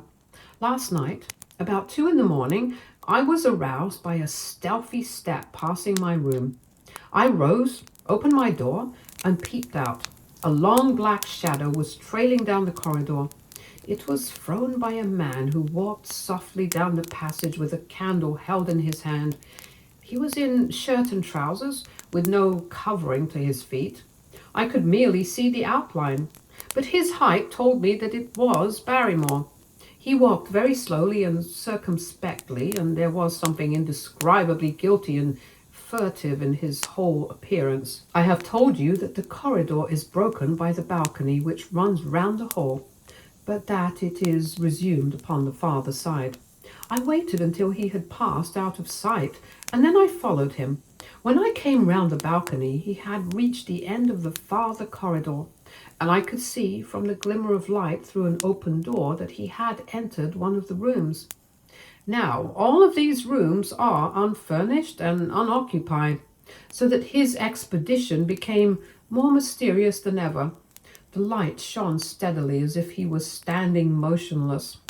I crept down the passage as noiselessly as I could and peeked round the corner of the door. Barrymore was crouching at the window with the candle held against the glass. His profile was half turned towards me, and his face seemed to be rigid with expectation as he stared out into the blackness of the moor. For some minutes he stood watching intently. Then he gave a deep groan, and with an impatient gesture he put out the light. Instantly I made my way back to my room, and very shortly came the stealthy steps passing once more upon their return journey. Long afterwards, when I had fallen into a light sleep, I heard a key turn somewhere in a lock, but I could not tell whence the sound came. What it all means I cannot guess, but there is some secret business going on in this house of gloom, which sooner or later we shall get to the bottom of. I do not trouble you with my theories, for you asked me to furnish you only with facts. I have had a long talk with Sir Henry this morning, and we have made a plan of campaign founded upon my observations of last night. I will not speak about it just now, but it should make my next report interesting reading. Chapter 9. The Light Upon the Moor. Second Report of Dr. Watson. Baskerville Hall, October 15th. My dear Holmes, if I was compelled to leave you without much news during the early days of my mission, you must acknowledge that I am making up for lost time, and that events are now crowding thick and fast upon us. In my last report, I ended upon my top note with Barrymore at the window, and now I have quite a budget already which will, unless I am much mistaken, considerably surprise you. Things have taken a turn which I could not have anticipated. In some ways they have, within the last 48 hours, become much clearer, and in some ways they have become more complicated. But I will tell you all, and you shall judge for yourself. Before breakfast on the morning following my adventure, I went down the corridor and examined the room in which Barrymore had been on the night before. The western window, through which he had stared so intently, has, I noticed, one peculiarity above all other windows in the house. It commands the nearest outlook onto the moor. There is an opening between two trees which enables one, from this point of view, to look right down upon it, while from the other windows it is only a distant glimpse which can be obtained. It follows, therefore, that Barrymore, since only this window would serve the purpose, must have been looking out for something or somebody upon the moor. The night was very dark, so that I can hardly imagine how he could have hoped to see anyone. It had struck me that it was possible that some love intrigue was on foot. That would have accounted for his stealthy movements, and also for the uneasiness of his wife. The man is a striking-looking fellow, very well equipped to steal the heart of a country girl, so that this theory seemed to have something to support it. That opening of the door, which I had heard after I had returned to my room, might mean that he had gone out to keep some clandestine appointment. So I reasoned with myself in the morning, and I tell you the direction of my suspicions, however much the result may have shown that they were unfounded. But whatever the true explanations of Barrymore's movements might be, I felt that the responsibility of keeping them to myself until I could explain them was more than I could bear. I had an interview with the baronet in his study after breakfast, and I told him all that I had seen. He was less surprised than I had expected. I knew that Barrymore walked about nights, and I had a mind to speak to him about it, said he. 2 or 3 times I have heard his steps in the passage, coming and going, just about the hour you name. Perhaps then he pays a visit every night to that particular window, I suggested. Perhaps he does. If so, we should be able to shadow him and see what it is that he is after. I wonder what your friend Holmes would do if he were here. I believe that he would do exactly what you now suggest, said I. He would follow Barrymore and see what he did. Then we shall do it together. But surely he would hear us. The man is rather deaf, and in any case we must take our chance of that. We'll sit up in my room tonight and wait until he passes. Sir Henry rubbed his hands with pleasure, and it was evident that he hailed the adventure as a relief to his somewhat quiet life upon the moor. The baronet has been in communication with the architect who prepared the plans for Sir Charles, and with a contractor from London, so that we may expect great changes to begin here soon. There have been decorators and furnishers up from Plymouth, and it is evident that our friend has large ideas and means to spare no pains or expense to restore the grandeur of his family. When the house is renovated and refurnished, all that he will need will be a wife to make it complete. Between ourselves, there are pretty clear signs that this will not be wanting if the lady is willing, for I have seldom seen a man more infatuated with a woman than he is with our beautiful neighbour, Miss Stapleton. And yet the course of true love does not run quite as smoothly as one would, under the circumstances, expect. Today, for example, its surface was broken by a very unexpected ripple which has caused our friend considerable perplexity and annoyance. After the conversation which I have quoted about Barrymore, Sir Henry put on his hat and prepared to go out. As a matter of course, I did the same. "What, are you coming, Watson?" he asked, looking at me in a curious way. "That depends on whether you are going on the moor," said I. "Yes, I am." "Well, you know what my instructions are. I am sorry to intrude, but you heard how earnestly Holmes insisted that I should not leave you, and especially that you should not go alone upon the moor."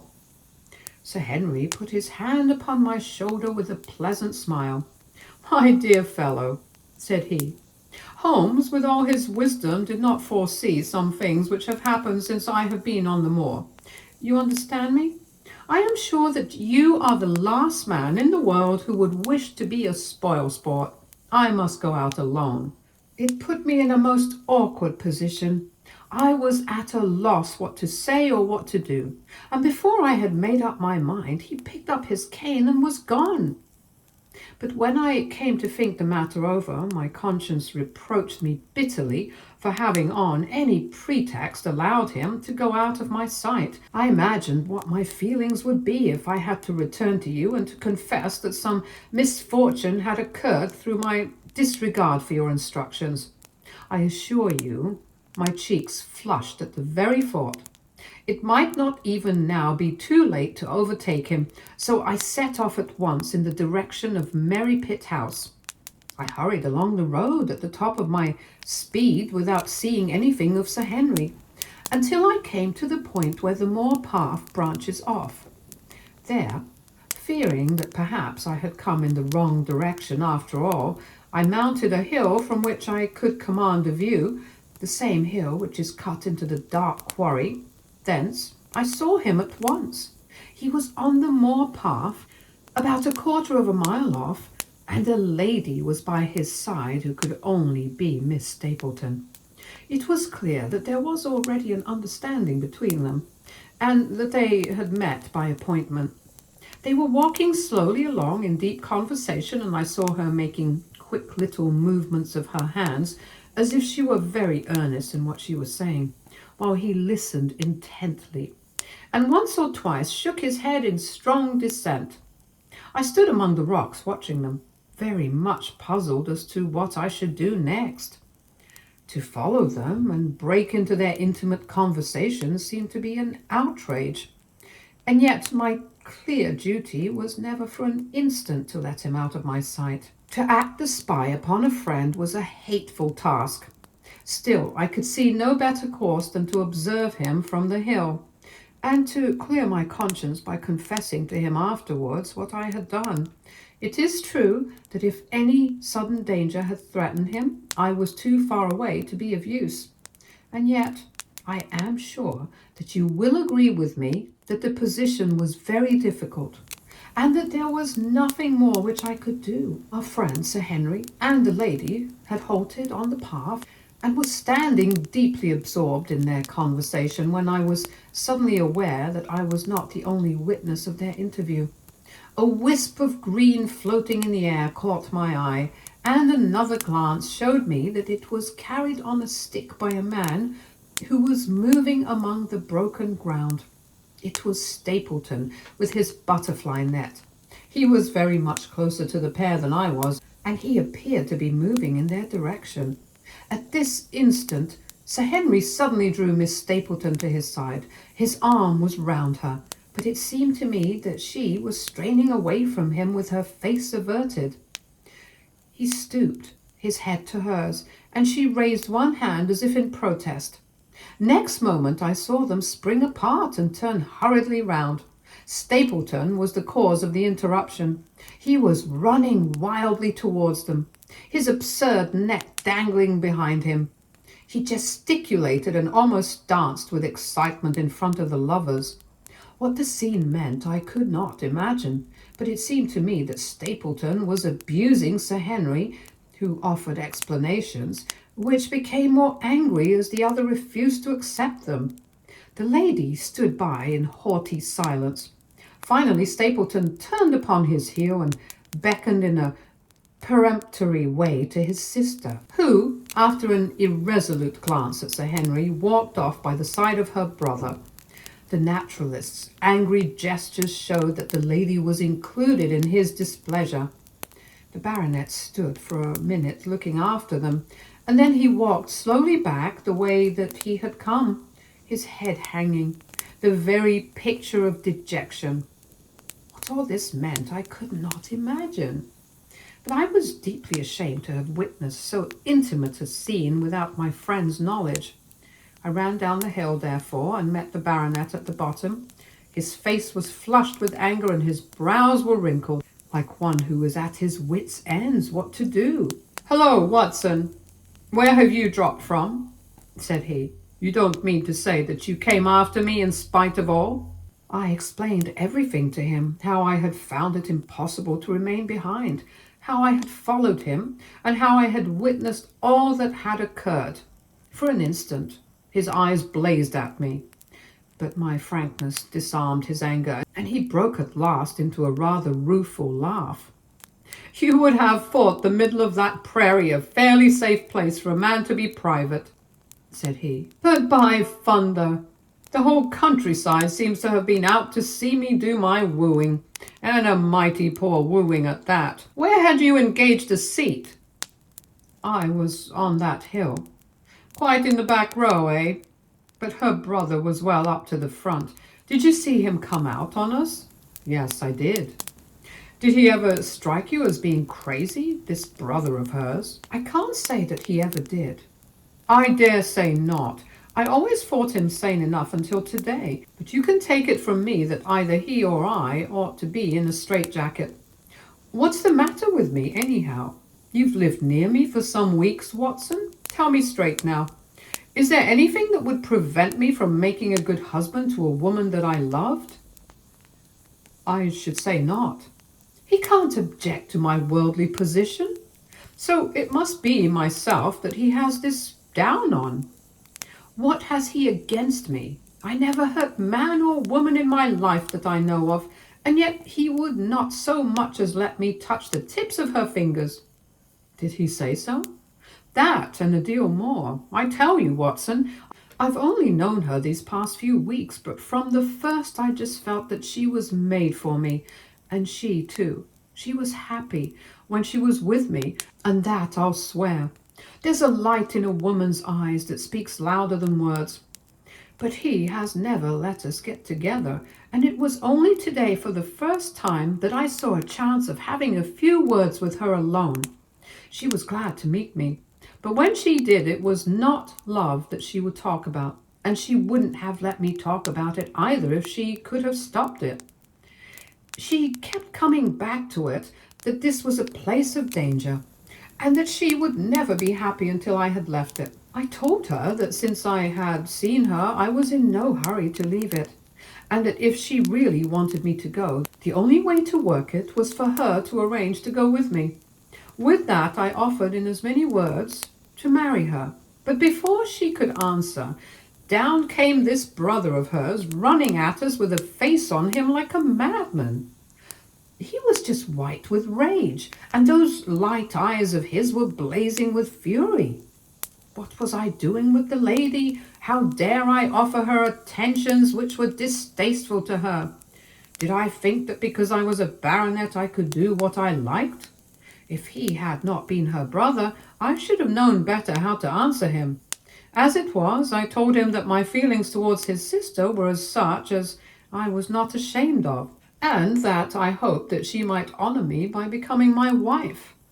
That seemed to make the matter no better. So then I lost my temper too, and I answered him rather more hotly than I should perhaps, considering that she was standing by.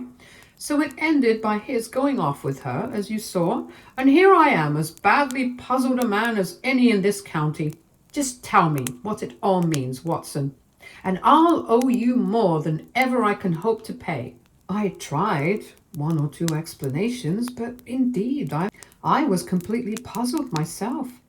Our friend's title, his fortune, his age, his character, his appearance, are all in his favor, and I know nothing against him unless it be this dark fate which runs in his family.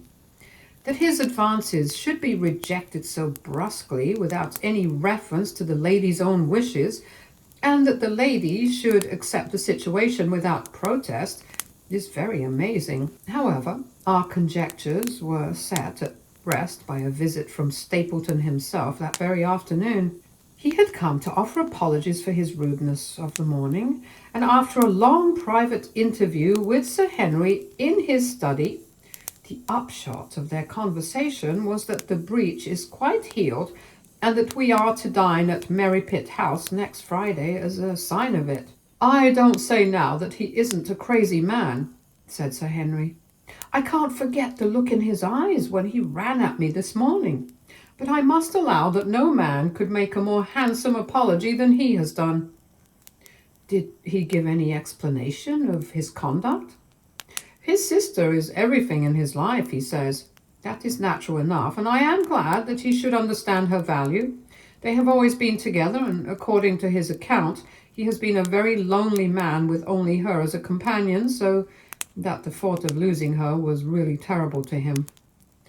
He had not understood, he said, that I was becoming attached to her, but when he saw with his own eyes that it was really so, and that she might be taken away from him, it gave him such a shock that for a time he was not responsible for what he said or did. He was very sorry for all that had passed, and he recognized how foolish and how selfish it was that he should imagine that he could hold a beautiful woman like his sister to himself for her whole life.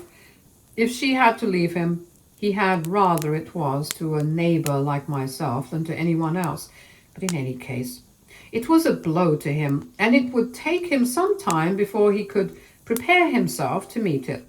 He would withdraw all opposition upon his part if I would promise for 3 months to let the matter rest and to be content with cultivating the lady's friendship during that time without claiming her love. This I promised, and so the matter rests. So there is one of our small mysteries cleared up. It is something to have touched bottom anywhere in this bog in which we are floundering. We know now why Stapleton looked with disfavor upon his sister's suitor, even when that suitor was so eligible a one as Sir Henry. And now I pass on to another thread which I have extricated out of the tangled skein, the mystery of the sobs in the night, of the tear-stained face of Mrs. Barrymore, of the secret journey of the butler to the western lattice window. Congratulate me, my dear Holmes, and tell me that I have not disappointed you as an agent. that you do not regret the confidence which you showed in me when you sent me down. All these things have, by one night's work, been thoroughly cleared. I have said by one night's work, but in truth it was by 2 nights' work. For on the first we drew entirely blank. I sat up with Sir Henry in his rooms until nearly 3 o'clock in the morning. But no sound of any sort did we hear except the chiming clock upon the stairs. It was a most melancholy vigil, and ended by each of us falling asleep in our chairs. Fortunately, we were not discouraged, and we determined to try again. The next night we lowered the lamp and sat smoking cigarettes without making the least sound. It was incredible how slowly the hours crawled by, and yet we were helped through it by the same sort of patient interest which the hunter must feel as he watches the trap into which he hopes the game may wander. One struck, and 2, and we had almost for the second time given it up in despair, when in an instant we both sat bolt upright in our chairs, with all our weary senses keenly on the alert once more. We had heard the creak of a step in the passage. Very stealthily we heard it pass along until it died away in the distance. Then the baronet gently opened his door, and we set out in pursuit. Already our man had gone round the gallery, and the corridor was all in darkness. Softly we stole along until we had come into the other wing. We were just in time to catch a glimpse of the tall, black-bearded figure. His shoulders rounded as he tiptoed down the passage. Then he passed through the same door as before, and the light of the candle framed it in the darkness and shot one single yellow beam across the gloom of the corridor. We shuffled cautiously towards it, trying every plank before we dared to put our whole weight upon it. We had taken the precaution of leaving our boots behind us, but even so, the old boards snapped and creaked beneath our tread. Sometimes it seemed impossible that he should fail to hear our approach. However, the man is fortunately rather deaf, and he was entirely preoccupied in that which he was doing. When at last we reached the door and peeped through, we found him crouching at the window, candle in hand, his white, intent face pressed against the pane, exactly as I had seen him 2 nights before. We had arranged no plan of campaign, but the baronet is a man to whom the most direct way is always the most natural. He walked into the room, and as he did so, Barrymore sprang up from the window with a sharp hiss of his breath, and stood livid and trembling before us. His dark eyes, glaring out of the white mask of his face, were full of horror and astonishment as he gazed from Sir Henry to me. "What are you doing here, Barrymore?" "Nothing, sir." His agitation was so great that he could hardly speak, and the shadows sprang up and down from the shaking of his candle. "It was the window, sir. I go round at night to see that they are fastened." "On the 2nd floor?" "Yes, sir, all the windows." "Look here, Barrymore," said Sir Henry sternly. "We have made up our minds to have the truth out of you, so it will save you trouble to tell it sooner rather than later. Come now, no lies. What were you doing at that window?"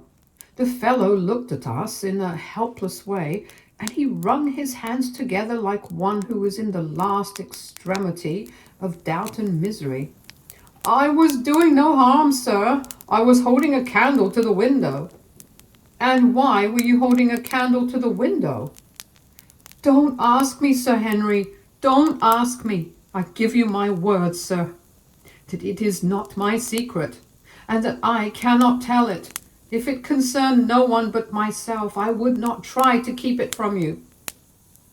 A sudden idea occurred to me, and I took the candle from the trembling hand of the butler. "He must have been holding it as a signal," said I. "Let us see if there is any answer." I held it as he had done, and stared out into the darkness of the night. Vaguely I could discern the black bank of the trees and the lighter expanse of the moor. for the moon was behind the clouds. And then I gave a cry of exultation, for a tiny pinpoint of yellow light had suddenly transfixed the dark veil and glowed steadily in the center of the black square framed by the window. "That is it!" I cried. "No, no, sir, it is nothing, nothing at all," the butler broke in. "I assure you, sir—" "Move your light across the window, Watson," cried the baronet. "See, the other moves also. Now, you rascal, do you deny that it is a signal? Come, speak up. Who is your confederate out yonder? And what is this conspiracy that is going on?" The man's face became openly defiant. "It is my business and not yours. I will not tell." "Then you leave my employment right away." "Very good, sir. If I must, I must." "And you go in disgraced. By thunder, you may well be ashamed of yourself. Your family has lived with mine for over 100 years under this roof, and here I find you deep in some dark plot against me." "No, no, sir, not against you." It was a woman's voice, and Mrs. Barrymore, paler and more horror-struck than her husband, was standing at the door. Her bulky figure in a shawl and skirt might have been comic were it not for the intensity of feeling upon her face. "We have to go, Eliza. This is the end of it. You can pack our things," said the butler. "Oh, John, John, have I brought you to this? It is my doing. Sir Henry, all mine. He has done nothing except for my sake and because I asked him." "Speak out, then. What does it mean?" "My unhappy brother is starving on the moor. We cannot let him perish at our very gates. The light is a signal to him that food is ready for him, and his light out yonder is to show the spot to which to bring it." "Then your brother is—" "The escaped convict, sir. Selden, the criminal." "That's the truth, sir," said Barrymore. "I said that it was not my secret, and that I could not tell it to you. But now you have heard it, and you will see that if there was a plot, it was not against you." This, then, was the explanation of the stealthy expeditions at night and the light at the window. Sir Henry and I both stared at the woman in amazement. Was it possible that this stolidly respectable person was of the same blood as one of the most notorious criminals in the country? "Yes, sir, my name was Selden, and he is my younger brother. We humoured him too much when he was a lad, and gave him his own way in everything until he came to think that the world was made for his pleasure, and that he could do what he liked in it. Then, as he grew older, he met wicked companions, and the devil entered into him until he broke my mother's heart and dragged our name in the dirt. From crime to crime he sank lower and lower, until it is only the mercy of God which has snatched him from the scaffold. But to me, sir, he was always the little curly-headed boy that I had nursed and played with, as an elder sister would. That was why he broke prison, sir. He knew that I was here, and that we could not refuse to help him. When he dragged himself here one night, weary and starving, with the warders hard at his heels, what could we do? We took him in and fed him and cared for him. Then you returned, sir, and my brother thought he would be safer on the moor than anywhere else until the hue and cry was over. So he lay in hiding there. But every second night we made sure if he was still there by putting a light in the window, and if there was an answer, my husband took out some bread and meat to him. Every day we hoped that he was gone, but as long as he was there, we could not desert him. That is the whole truth, as I am an honest Christian woman, and you will see that if there is blame in the matter, it does not lie with my husband, but with me, for whose sake he has done all that he has." The woman's words came with an intense earnestness which carried conviction with them. "Is this true, Barrymore?" "Yes, Sir Henry, every word of it." "Well, I cannot blame you for standing by your own wife. Forget what I have said. Go to your room, you two, and we shall talk further about this matter in the morning. When they were gone, we looked out the window again. Sir Henry had flung it open, and the cold night wind beat in upon our faces. Far away in the black distance there still glowed that one tiny point of yellow light. "I wonder he dares," said Sir Henry. "It may be so placed as to be only visible from here." "Very likely. How far do you think it is?" "Out by the cleft tor, I think." "Not more than a mile or two off." "Hardly that." "Well, it cannot be far if Barrymore has to carry out the food to it, and he is waiting, this villain, beside that candle. By thunder, Watson, I am going out to take that man." The same thought had crossed my own mind. It was not as if the Barrymores had taken us into their confidence. Their secret had been forced from them. The man was a danger to the community, an unmitigated scoundrel for whom there was neither pity nor excuse. We were only doing our duty in taking this chance of putting him back where he could do no harm. With his brutal and violent nature, others would have to pay the price if we held our hands. Any night, for example, our neighbours, the Stapletons, might be attacked by him, and it may have been the thought of this which made Sir Henry so keen upon the adventure. "I will come," said I. "Then get your revolver and put on your boots. The sooner we start, the better, as the fellow may put out his light and be off."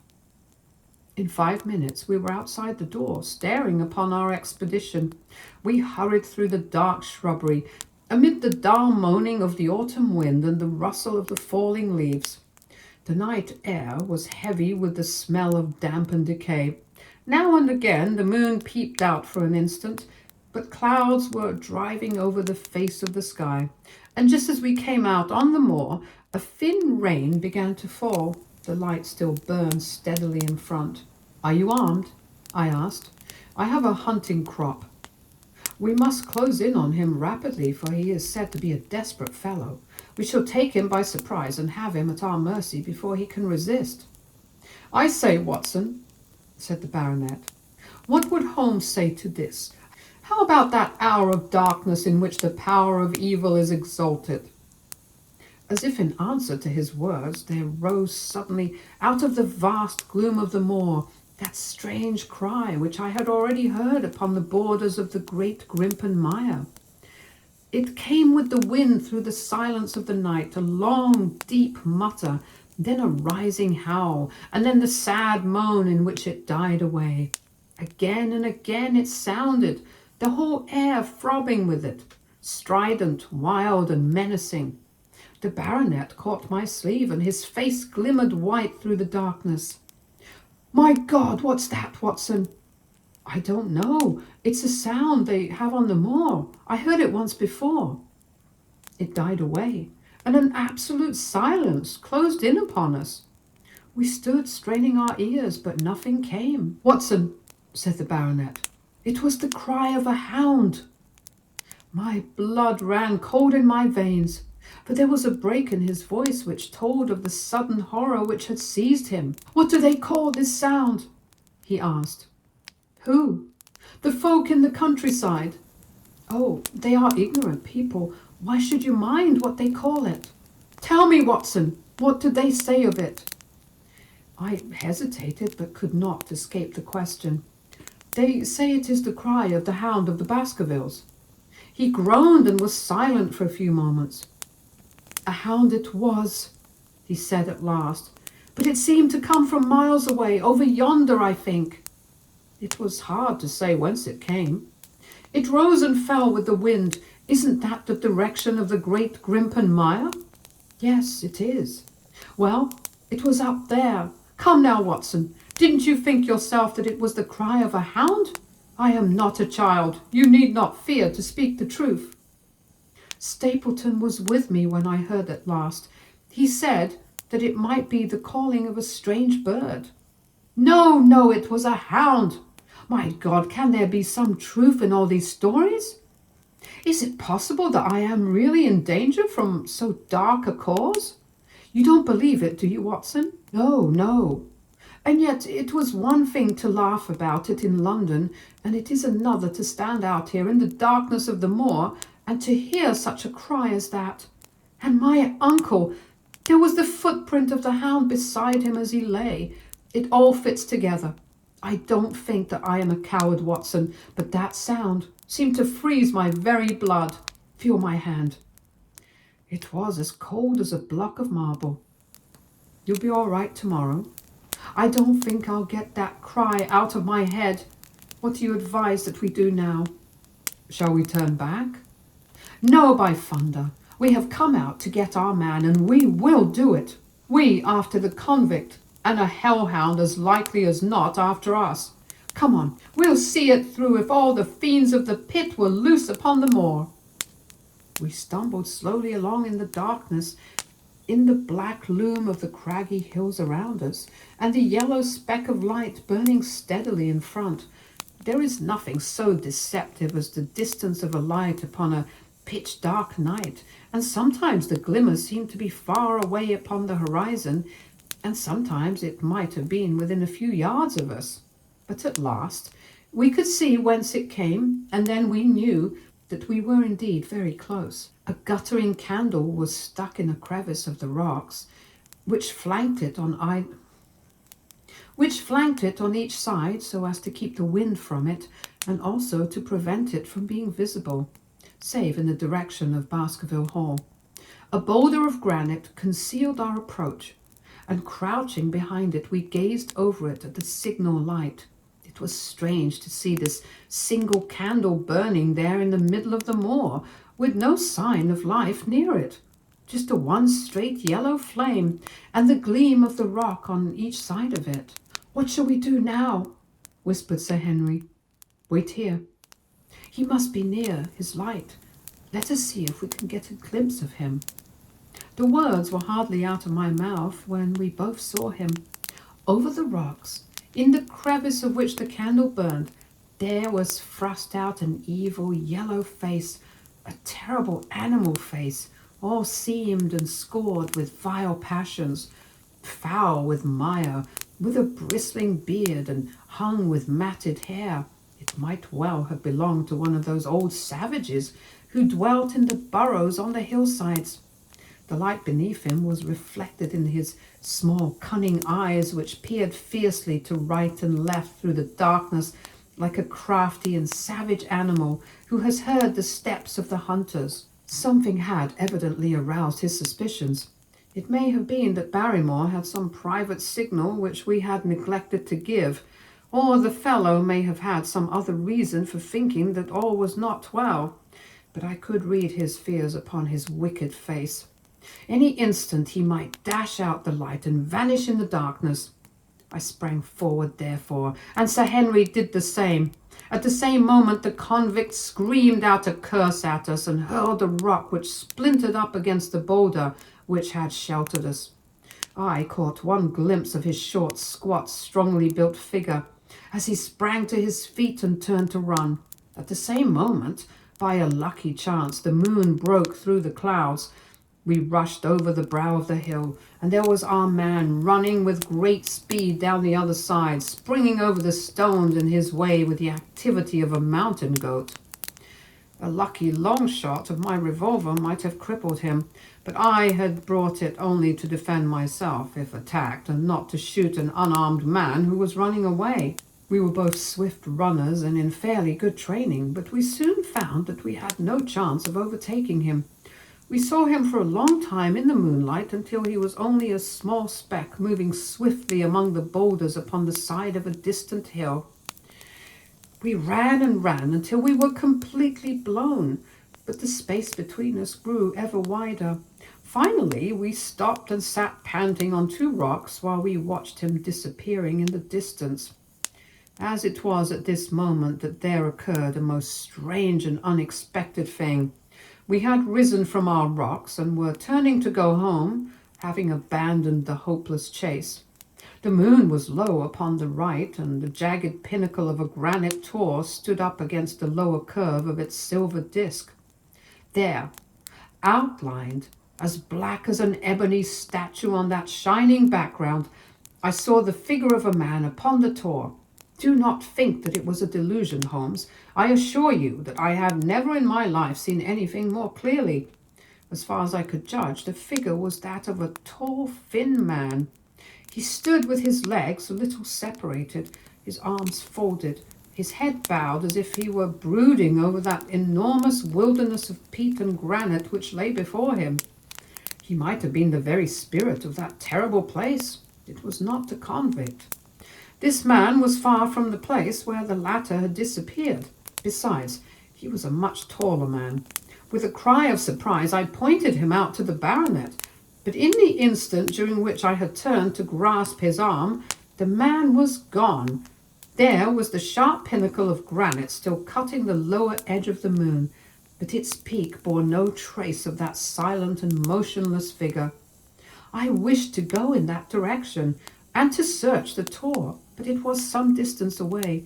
The baronet's nerves were still quivering from that cry, which recalled the dark story of his family, and he was not in the mood for fresh adventures. He had not seen this lonely man upon the tor, and could not feel the thrill which his strange presence and his commanding attitude had given to me. "A warder, no doubt," said he. "The Moor has been thick with them ever since this fellow escaped." Well, perhaps his explanation may be the right one, but I should like to have some further proof of it. Today we mean to communicate to the Princetown people where they should look for their missing man, but it is hard lines that we have not actually had the triumph of bringing him back as our own prisoner. Such are the adventures of last night, and you must acknowledge, my dear Holmes, that I have done you very well in the matter of a report. Much of what I tell you is no doubt quite irrelevant, but still I feel that it is best that I should let you have all the facts and leave you to select for yourself those which will be of most service to you in helping you to your conclusions. We are certainly making some progress. So far as the Barrymores go, we have found the motive of their actions, and that has cleared up the situation very much. But the moor, with its mysteries and its strange inhabitants, remains as inscrutable as ever. Perhaps in my next I may be able to throw some light upon this also. Best of all would it be if you could come down to us. In any case, you will hear from me again in the course of the next few days.